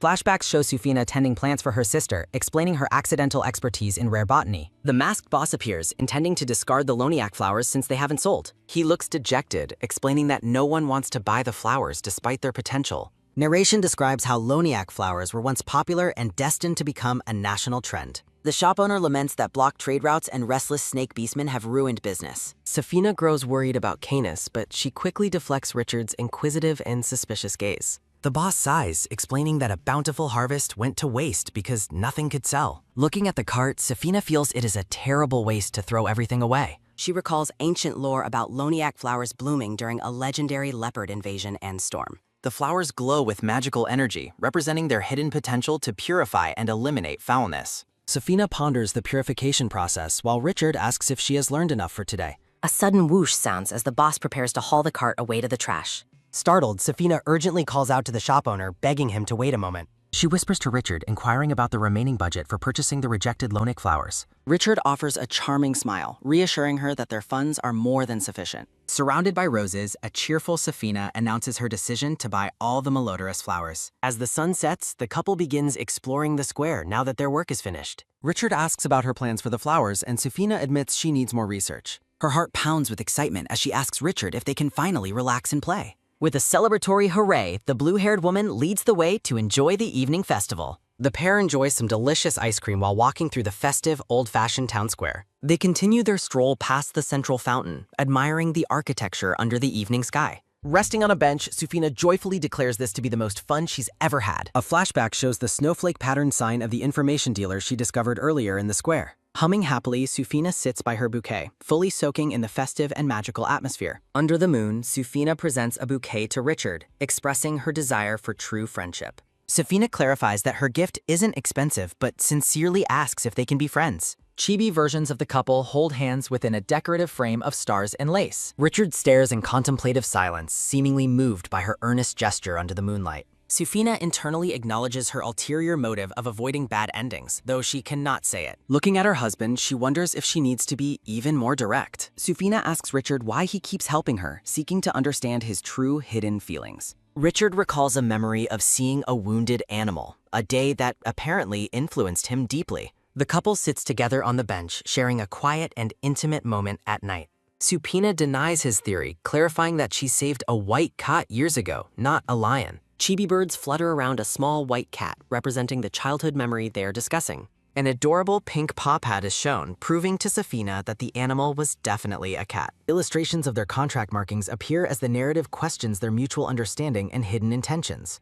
Richard challenges her to try harder if she truly wishes for them to become closer friends. Richard mentions a doll gift while a startled Sufina appears in a tiny chibi bubble. 1 week later, Sufina sits discouraged by a picnic basket in the sprawling mansion garden. Slithering through the grass, Canis asks for an update on her unsuccessful purification attempts. Canis asks if the blue-haired woman is still trying to purify the pungent Laniac flower buds. Sufina considers using the tree's special ability to neutralize energy while a chibi mascot pleads. Worrying about the approaching banquet, Sufina frets over her inability to transform the foul-smelling flowers. A hopeful thought flashes as Sufina wonders if Canis possesses a hidden genius solution. A quick tap sounds as Sufina pokes the little snake, calling him lovely and precocious. Sufina flatters the small snake, asking the genius if there is an alternative purification method. A soft huff sounds as the proud snake admits his genius might provide a useful guess. Footsteps approach as Richard walks into the garden, interrupting the conversation between Sufina and Canis. Richard looks down at his wife, curiously asking what the pair is doing together. Startled, Sufina waves cheerfully and greets her brother while sitting among the garden blooms. Richard asks if she has reached a final decision regarding the flower's unpleasant odor. Canis suggests that Sufina try breathing her unique Talitha energy directly into the tree. Surprised and confused, the blue-haired woman questions the little snake about her unknown Talitha energy. The snake recalls seeing the energy during her contract signing, noting its similarity to the tree. Canis explains that matching her vitality with the tree's power could speed up the process. Looking suspicious, Sufina asks the snake if his proposed plan is dangerous to perform. Sufina rationalizes that the mansion courtyard is safe enough to attempt the snake's ritual. A sudden movement sounds as Sufina stands up, determined to try the snake's purification method. Richard questions her reliance on the snake's advice, and Sufina explains the required energy breathing. A sudden grasp sounds as Richard takes her hand, insisting she perform the ritual before him. Richard stands protectively behind Sufina as she prepares to touch the massive, ancient tree trunk. Closing her eyes, Sufina focuses on the comforting feeling of her Talitha while touching the bark. A radiant burst of magical energy erupts from the tree, bathing the entire garden in light. A soft rustling sounds as the nearby flowers transform into vibrant, pure white blossoms. A soft thud sounds as Sufina sinks down, amazed that she successfully purified the plants.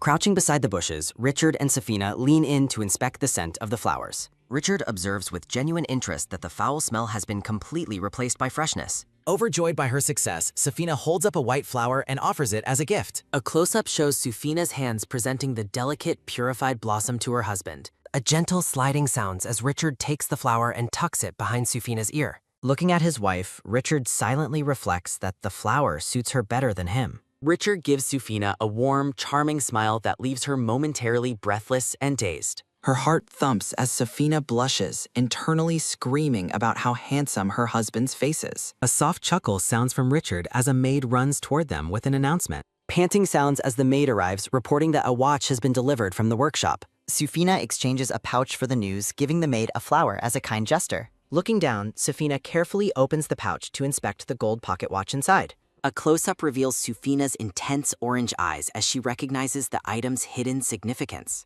Quick footsteps sound as Sufina suddenly bolts away, leaving Richard and the maid standing bewildered. A flashback shows the blonde information dealer and her workshop, which serves as a secret front. Safina recalls establishing a relationship with the intelligence merchant during her previous outing for future help. The scene highlights a snowflake emblem, marking the connection to the dealer found near the fountain. Safina remembers seeking specific information about the loniac flowers while lying in her bed. The ornate gold pocket watch is showcased, representing the craftsmanship of the secret information shop. Safina admires the pretty watch, realizing why the dealer's workshop was so carefully disguised. A sudden pause sounds as Safina reads a cryptic message about unchanging memories inside the watch. Staring intently at the timepiece, Safina ponders the deeper meaning behind the intelligence merchant's mysterious gift. Safina's attention is caught by a sudden rhythmic knock sounding at her room window.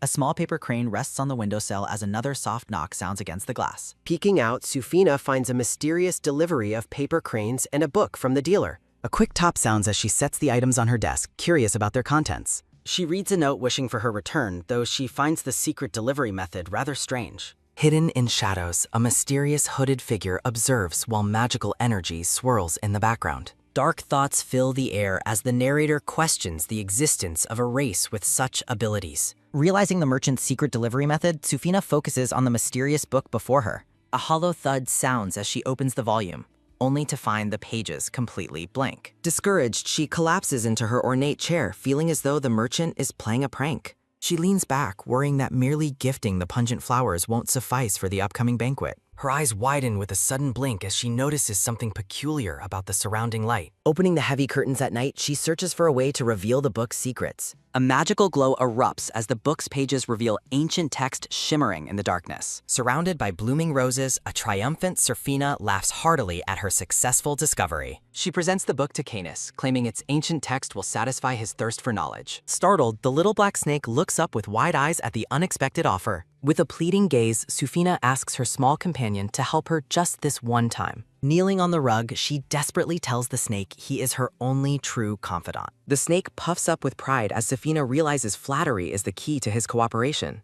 Settling back into her chair, she dives into the ancient story, finding it unlike any other. Ancient lore depicts lions loving the loniac flowers before lightning corrupted them with a foul stench. Illustrations show a deer beast with healing powers, a character who once aided the family. The book explains that the purified blossoms possess incredible healing effects for those who use them. Clasping her hands, Safina realizes these flowers will make a perfect and truly special gift. The scene shifts to a manor where Ririella and her companion walk through a stone square. Scribbling in her notebook, Ririella remains focused while the orange-haired man yawns behind her. The man mentions that the blue bird is managing the banquet, which Ririella finds somewhat expected. Walking toward their destination, they discuss the banquet and Ririella's quickly approaching birthday. In chibi form, the pair discusses family matters and the concerns of the household head. Ririella decides to attend the banquet briefly before returning home for her birthday celebration. A framed portrait highlights Safina as Ririella expresses genuine curiosity about her cute new friend. A memory shows a neighbor bragging about his friend, fuel for Ririella's competitive spirit. A dark shadow falls over Ririella's face as she declares she finally has a friend too.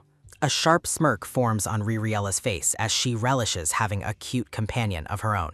At a garden table, Safina's ears tingle, making her suspect someone is talking about her. Richard asks why she is so intent on giving everyone a special gift at the banquet. Safina admits that people resent her marriage, seeing her as a mere outsider in their house. Looking at Richard, she expresses a firm desire to prove her true capabilities to everyone. She offers a sweet smile, explaining her sincere wish to get along with the whole family.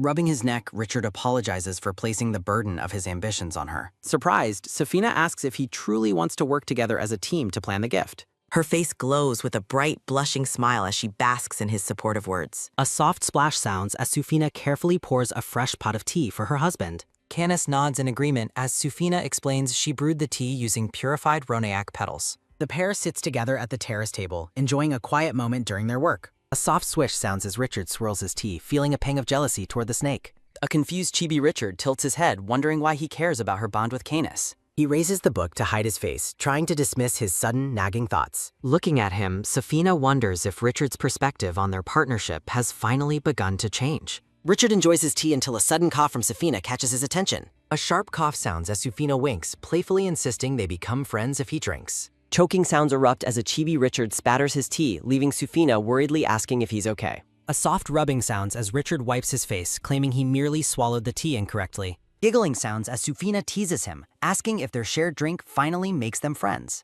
Richard remains characteristically blunt, cooling the atmosphere by rejecting her sudden offer of friendship. Safina pouts while Richard piously ponders, both remaining stubborn about the significance of the tea. Safina rationalizes his rejection, assuming Richard is simply too embarrassed to agree to friendship immediately. A soft rustling sounds as Safina smiles among the garden blooms, feeling optimistic about their progress. A faint warmth spreads as the back of Richard's neck turns a deep, telltale red. Richard looks away, hiding his face behind his hand to mask a blossoming, bashful blush. Safina leans in eagerly, asking Richard for his honest opinion regarding the purified flower tea. An intense stare follows as Safina waits breathlessly for his reaction to her special brew. Sobbing sounds erupt as Chibi Richard jokingly laments that the tea matters more than he does.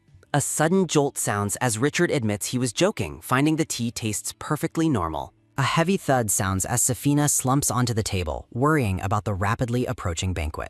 Illustrations detail the healing properties of the flowers, leaves, and roots for various injured shapeshifters. Dressed as a researcher, Safina explains her failed experiments to a pensive, bespectacled Professor Richard. A sudden rustle sounds as Safina springs up, calling for Canis to help test the fruits. Quick footsteps sound as Safina dashes toward the mansion, leaving Richard to watch her sudden departure. Safina walks happily with Canis perched on her head, glad she sought a second opinion. Richard remains at the garden table, crossing his arms while silently observing his wife's energetic spirit. Standing before a lush bush, the pair marvels at the abundance of ripened white fruits. A soft snap sounds as a hand plucks a pristine white berry from the green leaves. Safina brings a small, round fruit to her lips, determined to test its flavor personally. Safina chews thoughtfully, focusing on the unique taste and potential magical effects of the purified berry. Richard asks if it's delicious, and Safina responds with enthusiastic, vigorous nods of her head. A rhythmic tapping sounds as Richard touches his chin, looking at his wife with meaningful intent. Safina tilts her head in confusion, wondering if Richard expects her to feed him the fruit. Safina gently feeds Richard a white berry, and he accepts the gift with a quiet gaze. Heartfelt thumps sound as Safina twirls her hair, dazed by Richard's handsome and charming smile. Munching sounds follow as Richard admits the fruit is impressive, his cheeks tinted with a light pink. Surprised sounds escape Safina as she reflects that even fierce lions must enjoy such sweet treats. A sudden hiss sounds as Canis gapes at the tray, demanding to be fed some berries too. Contented sounds hum from the snake as Safina realizes fruit desserts are a perfect banquet alternative. Safina scolds the little snake, warning him that his pessimistic words bring nothing but bad luck. Looking at her back, Richard's thoughts drift as he notices a mark on Safina's bare arm. A close-up highlights the small, dark contract mark on her skin, sparking Richard's curiosity and concern. Richard reflects that Safina has never asked about the mark, suggesting she remains unaware of its meaning. Richard decides he should seize this quiet moment to finally ask her about the hidden symbol. Safina looks over her shoulder at her arm, innocently dismissing the contract mark as a mole. A soft tilt sounds as Chibi Safina questions why Richard is so interested in her birthmark. Richard drops the subject, internally questioning if she truly realizes they have entered into a contract. Memories of Safina's genuine smiles flash by, reinforcing Richard's belief that she is completely clueless. Safina offers a cheerful wink and a finger heart, radiating a pure and infectious sense of joy. Richard's gaze narrows as he ponders the purity of her motives despite the weight of their situation. A dark flashback reveals a young, blood-splattered Richard grieving beside a fallen, motionless body in the dark. The haunting memory persists as Richard resolves never to lose someone precious to him ever again. Safina glows with a radiant, happy smile as she sits surrounded by vibrant roses and bluebells. The pair sits together in the garden, a quiet understanding beginning to bloom between husband and wife. The white-haired man stands in the garden, his expression drifting into a dazed stare. Safina's eyes dart toward him, wondering what could have caused his sudden, strange behavior. Canis tilts his head curiously, asking why the pair has suddenly stopped picking the fruits. Safina notes that teamwork makes the job faster while hoping the fruits possess special effects. She remains optimistic that everyone's collective effort will lead to a truly successful result. The day of the banquet arrives, revealing a grand hall filled with elegantly dressed guests. People marvel at the gorgeous hall and the delicate white flowers decorating the banquet food. Guests express fascination at the appetizing appearance of the flowers that were once considered putrid. A blonde man commends Safina, noting the clear effort she put into the banquet preparations. He leans in with a curious gaze, asking if the blessing's gifts are truly special. Safina stands stiffly as she confidently confirms that he can certainly look forward to them. A memory reveals Safina and Richard testing the fruit dishes without noticing any magical effects. Even after feeding the treats to a sick, elderly lion, no healing results were observed. Despite the lack of magic, the head chef insisted the delicious flavor deserved a banquet appearance. After consulting Ricador, they decided to use the vibrant flowers and fruits as hall decorations. Safina clenches her fist, determined to find another way to demonstrate her power to everyone. Her inner resolve burns brightly as she prepares to prove her true capabilities to the shifters. Surrounded by blossoms, Sufina forces a radiant smile to mask her growing nerves and anxiety. Outside, guests gather near a massive tree, complaining about a lingering and horrible flower stench. Richard begins his address thanking the assembled guests for attending the family's grand banquet. Sufina scans the crowd, noting both familiar faces from the wedding and several new ones. Richard expresses his sincere hope that the guests enjoy the special day they worked to prepare. A chibi memory shows Safina staying up late to study her notes for the demonstration. Richard reflects on her hard work before officially announcing the Ronaic flowers as this year's gift. Safina asks the guests if they are curious how the smelly flowers became so beautiful. Taking a deep breath, she reaches toward the thick trunk of the ancient garden tree. A sudden, powerful swoosh sounds as Sufina channels her magical energy into the tree's roots. Beautiful white blossoms instantly erupt across the branches, confirming her successful and stunning magical display. The guests gasp in shock as the terrible stench completely vanishes, replaced by pure air. In chibi form, Sufina gloats internally, asking the silent shifters if they find her impressive. One guest sneers dismissively, claiming that such a simple trick could be pulled off by anyone. Sufina remains unfazed, having already predicted that someone would question the ease of her feat. Sufina and Richard exchange a warm, satisfied glance as their hard work finally wins people over. Richard steps forward, politely asking the skeptical crowd for permission to perform a follow-up demonstration. A soft whoosh sounds as Richard touches the tree, but the surrounding flowers remain unchanged. The text explains that nothing happened when Lord Ricador used his power, proving Sufina's uniqueness. The guests begin to whisper in awe, realizing the incredible difficulty of the feat they witnessed. Sufina and Richard together invite the guests to take a purified flower bouquet for themselves. The blonde man pats Sufina's head, praising her job and telling her to finally relax. Richard offers a quick nod toward the blonde man, politely responding, "Yes, mother," to his words. A quick swish sounds as Richard departs while the blonde parent pulls Safina into the crowd. The blonde parent leads a cheerful Safina away to introduce her to more of the family. A sharp shatter sounds as Richard senses a nearby disturbance and promises to investigate immediately. A loud clamor erupts as two men begin a heated argument regarding a failed romantic encounter. One man mocks the other's tacky attire, claiming it was enough to scare any woman away. The brown-haired man shouts back, blaming the other for interfering with his chance at marriage. Safina watches in total disbelief, wondering why they would choose a banquet for a romantic spat. The brown-haired man begins to seethe before suddenly seizing a handful of spaghetti from the tray. A wet thwack sounds as the man delivers a shocking pasta slap to his rival's face. A messy splat follows as the rival retaliates with a steak, leaving Safina completely horrified.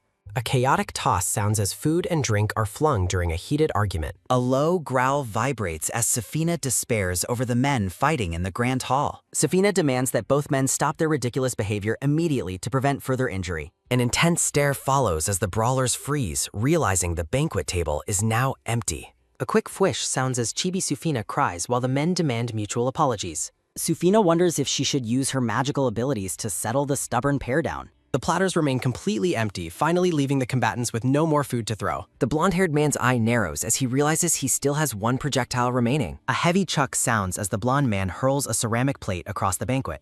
A sudden whoosh sounds as the plate flies directly toward a tall, blonde-haired woman.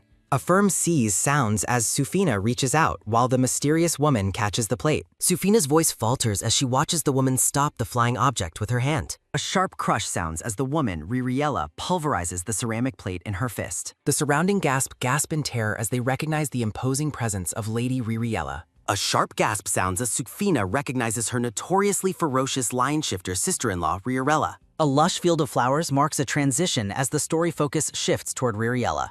A heavy da-dun sounds as the two brawlers tremble and quiver before Ririella. The men beg for mercy, but Ririella coldly rejects their excuses for the banquet mess. A sudden grip and voom sound as Riella seizes both men by their suit collars. A massive hurl sounds as Rirella effortlessly throws both men across the large banquet hall. A light chuckle sounds as guests reveal the brawl was a plan to test Sufina. A soft mutter sounds as Ririella walks away, leaving the two failed testers in a heap. Rhythmic step sounds echo as the imposing blonde woman walks directly toward a nervous Safina. A heavy gulp sounds as Sufina wonders why the terrifying woman is approaching her specifically. The grand hall falls silent as Ririella looms over the small, blue-haired woman. A sudden halt sounds as Ririella worries she looks too bloody and frightening for Sufina. Ririella notes that Sufina's chestnut brown eyes are incredibly cute and disarming. Ririella finds herself distracted by Sufina's soft, chubby cheeks that seem perfect for pinching. Ririella wipes her face, convinced that such a cute girl must have a lovely personality. A sudden step sounds as Richard approaches to mediate between his sister and his wife. Richard greets his sister, noting they just missed each other during his earlier search. Sufina offers a small peek from behind Richard's back as he begins the formal introduction. Richard introduces Ririella Chadwick as his biological older sister, hoping she won't cause any harm. Sufina offers a polite greeting, forcing a bright smile despite her lingering nerves and confusion. A light scratch sounds as Ririella awkwardly acknowledges the introduction while looking at her sister-in-law. A dark smirk follows as Ririella mutters about how incredibly cute she finds the blue-haired girl. Sufina panics at the scary smirk, wondering if she has already offended the fierce lioness. In chibi form, Ririella insists that everyone simply call her by her given name. Sufina resolves to get along with Ririella, wondering if she can truly be a sister. A wide grin spreads across Riella's face as she celebrates being called Dear Sister internally. A quiet chuckle sounds as Richard whispers that Ririella only makes that scary face when happy. A playful hee-hee sounds as Ririella giggles, though Richard remains skeptical of her intense expression. Sufina's eyes widen as she notices Rirella's hand has turned into a gray, cracked stone. Ririella dismisses the concern, claiming she is perfectly fine despite the obvious and strange affliction. A soft race sounds as Ririella explains that these side effects don't bother her at all. A thunderous wham sounds as Rierella's stone-like hand accidentally smashes through the banquet table. Chibi Ririella shows off her swollen hand while the couple watches in absolute sweating disbelief. Richard explains that Ririella's side effect appears instantly, but her recovery rate is extremely fast. A memory reveals that every shifter ability carries a unique limit or a painful side effect. Sufina looks at the debris, worrying that the physical toll of Rierella's power must be painful. A quick swish sounds as Sufina offers Ririella a glass of freshly squeezed Ronaic juice. A soft top sounds as Sufina reassures the skeptical lioness that the juice is sweet. Ririella stares at the glass, deeply touched by Sufina's thoughtful care before offering her thanks. A quiet sip sounds as Ririella finally tastes the special juice prepared by her sister-in-law. Golden light suddenly emanates from Ririella's hands as she looks down in complete and utter shock. Ririella gasps in disbelief, realizing the stone-like side effect on her arm has completely vanished. Sharp swing and whish sounds echo as Ririella tests her arm, finding the pain gone. Sufina looks on with a bewildered expression, stunned that her magic achieved such immediate results. A memory reveals that the flowers previously failed to heal patients suffering from external injuries. Past attempts to treat the elderly with the fruit also resulted in no visible improvement. Sufina's thoughts are interrupted by a sudden reach as a hand settles firmly on her shoulder. Richard's voice is a soft murmur as he encourages Sufina to observe the surrounding guests. The guests chitter and chatter in excitement, noticing the bruises have faded from Rierella's arm.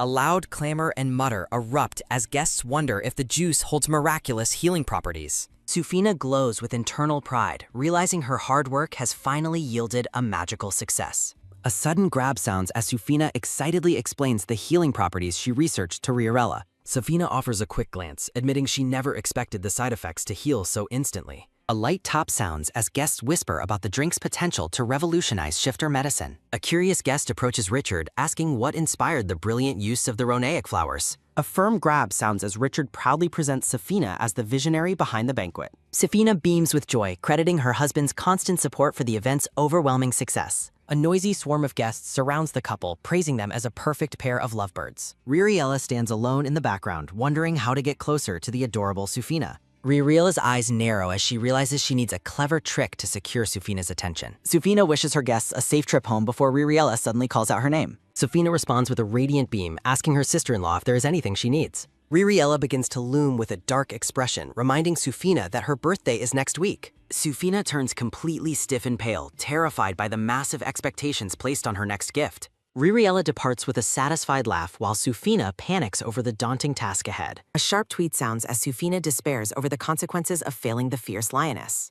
A dark vision shows a sobbing Sufina being exiled for providing an unsatisfactory birthday present. Inside the carriage, Sufina shouts in frustration while Richard attempts to defend his previous suggestions. Richard looks away stubbornly, grumbling that they should have just left their little snake behind. A light step sounds as Richard helps Sufina from the carriage to begin their shopping. The couple agrees to explore the village stores together to find Ririella's perfect birthday gift. Sufina looks at baskets of bread but quickly decides that food is a poor choice. Her gaze shifts toward the shop windows, but none of the dresses seem quite right. The pair stops at a toy store window, curiously eyeing the various stuffed animals inside. Sufina wonders if a squishy blue bird plushie might actually appeal to the scary lioness. Sufina imagines Riorella squeezing the toy while letting out a dark and menacing laugh of joy. Chibi Sufina finds the mental image weird while Richard watches her with a confused gaze. Richard offers his hand with a smile, encouraging Sufina to keep looking through the market. A soft touch sounds as Sufina takes his hand, her mind still racing with gift ideas. A loud whoa sounds as the couple discovers an even larger collection of toys inside. The text explains that some of the stuffed animals are even imbued with magical abilities. A thoughtful sounds as Sufina considers how to use a magical plushie for Riorella. Later, Sufina works on her banquet report, feeling relieved that the event went so smoothly. The little snake asks about her future plans for the flowers while resting in its basket. Sufina mulls over the idea of starting a medicine business, but recognizes the immense challenges. Sufina continues writing, noting she must first obtain her mother-in-law's permission to move forward. Chibi Sufina pouts while holding a quill, wishing for a better solution for her business.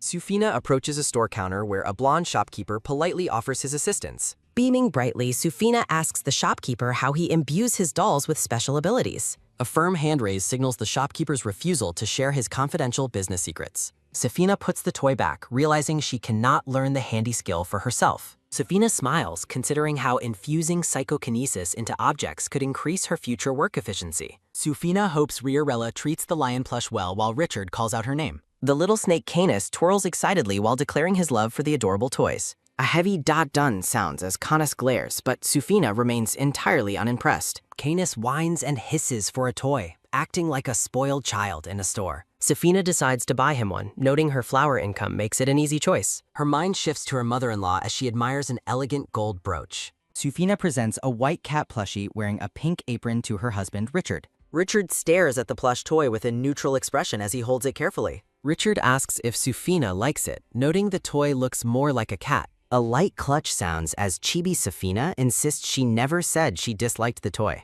A fresh wish sounds as the couple enjoys a quiet picnic on a pink blanket. A soft swish sounds as Sufina smiles happily, content with her new cute toy. Richard agrees that the breeze is lovely while resting beside Sufina in the green field. A soft giggle sounds as Canis celebrates the joy of buying birthday presents for others. A soft rub sounds as Canis enjoys the outing, preferring stuffed toys over books. Canis asks about Sufina's birthday, but she admits her actual birth date is unknown. Sufina recalls envying other children's birthday celebrations while she was left alone during her youth. Sufina describes herself as a bluebird egg accidentally placed into a dangerous eagle's nest. Sufina reflects on her real family abandoning her in a nest of hostile, painful eagles. Sufina takes a bite of her sandwich, noting her birthday was roughly during the autumn. She explains that her legal father claimed she hatched from her egg during that season. A soft droop sounds as Sufina's expression saddens while she eats her picnic meal. Richard tells Canis to stop pestering Sufina before asking about his own birthday. With a casual shrug, Richard reveals that he also doesn't know his own birthday. A sudden blink sounds as Sufina wonders if Richard is lying just to comfort her. A grumpy pout sounds as Canis complains about the couple acting so mysterious. Richard and Sufina exchange a knowing look, agreeing that a certain idea sounds tempting. Canis dramatically begs for mercy as Sufina laughs at his hilarious and panicked overreaction. Later, Sufina tells a story about Canus' earlier whining while sitting in the mansion. Richard's mother observes their bond, but Sufina jokingly complains about their constant daily arguing. Riorella enters the room but suddenly freezes upon seeing her mother with her sister-in-law. Sufina claps her hands excitedly and asks the startled Riorella if she wants to play. Riorella hesitates at the door, deciding to leave the room to avoid her mother's presence. A sudden spring sounds as the mother stands up, confused by her daughter's avoidant behavior. A quick blink sounds as Sufina watches the awkward family interaction with wide, confused eyes. Sufina's thoughts race as she wonders why the atmosphere between them turned so tense. Riorella remains at the doorway, looking downcast and hesitant to join the tea party. Richard's mother watches Riorella walk away, leaving Sufina alone at the small tea table. A soft twitch sounds as the mother reacts to Sufina asking if she is all right. The mother suggests ending their tea time, apologizing for Sufina being startled by the scene. A heavy pause sounds as the mother turns away, her expression clouded with visible sadness. A sudden turn sounds as the mother reveals Riorella has been avoidant for many years. The mother notes that Riorella seems to find Sufina much easier to talk to lately. Sufina offers to check on Riorella, despite her own lingering nerves about the fierce woman. Richard thanks Chupina while a sudden firm clack sounds in the room. Chupina stands before Riella's door, having finally found her way with help. A steady knock-knock echoes as Chupina calls out to Riorella through the door. Chupina cautiously peeks inside, announcing her arrival as the large doors swing open. Inside the grand room, Shupina finds Riella sitting alone and dejected on the floor. A soft plop sounds as Shupina sits beside Riella, questioning her lonely, crouched posture. Riella apologizes for her earlier reaction, her expression clouded with deep, unspoken sadness. Shupina senses a sudden falter in the air, feeling Riella resembles a wounded animal. Shupina gently fiddles with her hands, asking why Riella fled with such a frightened look. Shupina offers her help, and Riella is secretly overwhelmed by her sister-in-law's adorable nature. Riella worries that keeping her secrets might eventually cause Shupina to cry in distress. A sudden twinkle and sparkle fill the air as Riella observes Shupina's earnest, bright eyes. Riella takes a deep inhale before revealing the tragic loss of her father on her birthday. A tense clench follows as Riella explains her stepfather also died on her following birthday. Shupina realizes the erased marks on the family tree represent the two husbands who passed. Shupina ponders the strange coincidence of both fathers dying and being removed from the records. Riella slumps in guilt, believing her mother's work obsession on birthdays is a result of her. Riella recounts how she eventually left home because facing her mother became too painful. Riella wonders if her mother only smiles in her absence, fearing she is the true problem. Shupina pulls Riella into a warm hug, comforting her despite her lingering lack of courage. Shupina reassures Riella that this year will be different and everything will turn out fine. Shupina reflects on her desire to express gratitude to the family that finally accepted her. Shupina affirms that the past tragedies were never Riella's fault, offering her heart's full support. Riella listens in silence, her gaze drifting toward the beautiful flowers surrounding them. Shupina beams with joy, encouraging Riella to find the courage to talk with her mother. A new day dawning shifts the scene to a title card announcing Riella's birthday. The morning air is filled with a lively chirp-chirp coming from the lush greenery. A bright tweet sounds as the sun shines down on the vibrant leafy branches outside. Shupina wakes Riella with a birthday greeting, as the blonde woman stirs with a groan. Riella gives a sleepy nod as Shupina prepares her for a mysterious and rude surprise. A soft rap sounds as Shupina blindfolds Riella, promising the wait will be worth it. Shupina leads the blindfolded Riella out into the bright morning to reveal her hidden plans. A light slip sounds as the blindfold is removed, and Riella begins to open her eyes. Riella is stunned to find Richard and her family waiting with a cake and gifts. Riella covers her mouth in pure shock, her eyes wide with unexpected joy and disbelief. A heartfelt wish for a happy birthday appears amidst a backdrop of soft pink blossoms. Richard presents a cherry-topped cake, expressing his eternal love and gratitude for her being born. Riella's eyes grow misty as she thanks her mother for the beautiful, long-awaited celebration. Laughter fills the garden as Richard urges Riella to blow out her birthday candles. The mother thanks Shupina for helping her realize Riella's true feelings after all these years.